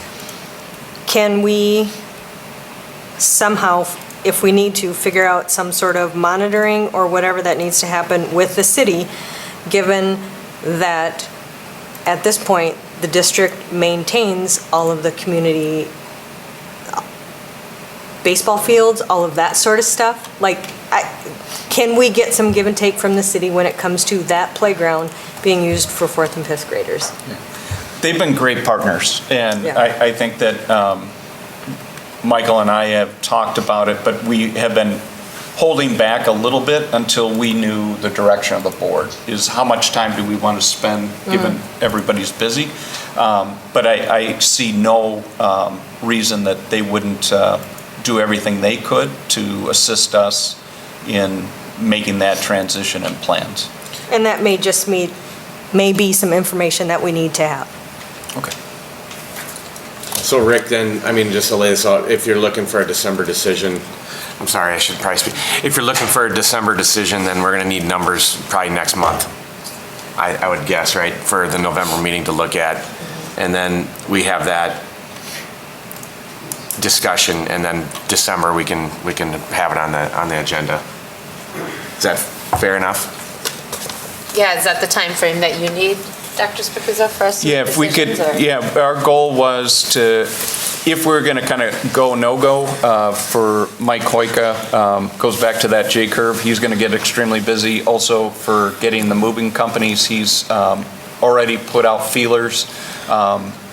Mr. Igo and Mr. Kozmowski have already gone room by room to identify what will move, what would stay behind, and what is going to, perish. And then if they could, what are some things that they would like to have new? So that's, the sooner we know. Mike doesn't want to keep, we need to do that so that we could lock in moving companies for the summer. Okay. Anything else? If you have any questions, just shoot them to Rick or me, and we'll keep working on it. All right, let's try to get through this last one. Update on board policies. Yes, so earlier today, we had the consent agenda policies that were all technical changes, just making sure our statutes and things like that. We would like to bring 6. There are 7 listed, but we're going to bring back 6 to you for kind of a first reading. When we worked with Neola, one of the things that they talked about is if it's something that you already have, it's your prerogative if you want to do the standard 2 readings or if the first reading is sufficient. The ones that we want to bring back to you are about the criminal history record check. Any of our coaches and staff have background checks. This is adding a paragraph that If an individual is arrested or does something, they would have to self-disclose to HR, so that basically we're informed that there's been a criminal event on them versus us finding out later. The next two are about basically how tax-exempt bonds, so that we are in compliance with federal law so that we can maintain getting grants. The two other ones are physical examination of hires and then communicable diseases. Our RN is reviewing those. Then it'd be drug-free workplace. Basically, it just adds some language that staff are allowed to have over-the-counter Advil and things like that, and that was not in previous policies and is being recommended. And then the DPI has updated student fees, fines, and charges. So our admin team over the last 2 weeks has revisited all the changes in their rules, also our practices. Some of the revisions by DPI is just to make sure that there was accounting for students who are homeless or on free and reduced lunch. That has been a practice within Prescott and is something that we do, but it just helps to codify it. So those are the ones we'll be bringing back to you. My offer to the board is if anybody wanted to help take point, they are very minor. If you click on them, there isn't really, they're not as substantive as some of the other ones. I'm happy to sit down with somebody if somebody wants to step forward. Otherwise, these are the ones we'd be bringing back for a first reading in November. Okay. Everybody good with that? Any questions? I just had one on the criminal history record. Is that, so it says end employee self-reporting requirement. The criminal, do we have a separate policy on, I know we request that volunteers and all that kind of stuff. Is that a separate policy or is that included within here? No, we have a separate policy on volunteers. Okay. Yep. And this one really is just addressing professional staff, it looks like. Okay. Yep. That Correct. was my only Yep. question. And for just a kind of reminder, for volunteers, we basically redo it every 3 years with the idea that each time you have a grade level change from elementary, middle to high school, we've done a background check. All right, we good? All right, we'll move on to recognition of visitors. Anybody around that would like to be recognized? Okay, we're gonna move on. The board will consider a motion to convene in closed session under the exemptions 1985 1FC. And I'll read this off. Wisconsin Statute 1985 1F, consideration of disciplinary data of specific persons as well as the preliminary consideration of specific personnel problems or the investigation of charges against specific persons which, if discussed in public, would be likely to have a substantial adverse effect upon reputation of any person involved. And then furthermore, Wisconsin Statute 1985 1C, dismissal, considering promotion, compensation, and performance evaluation data of any public employee over which the governmental body has jurisdiction or exercises responsibility. So if we do a motion to convene into closed session, we can set it for, what do you think, 9:15 or 10 minutes? Is that good? Yes, let's go sooner. 10 minutes. So wait.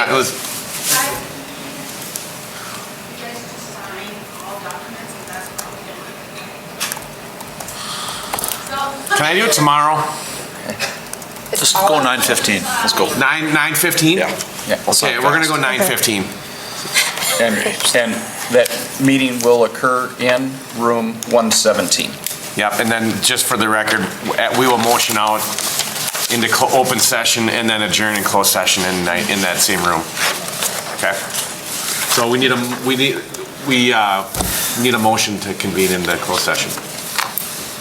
A motion to convene into closed session. Second. All in favor? Aye. Aye. Opposed? All right, we'll convene in closed session in 10 minutes.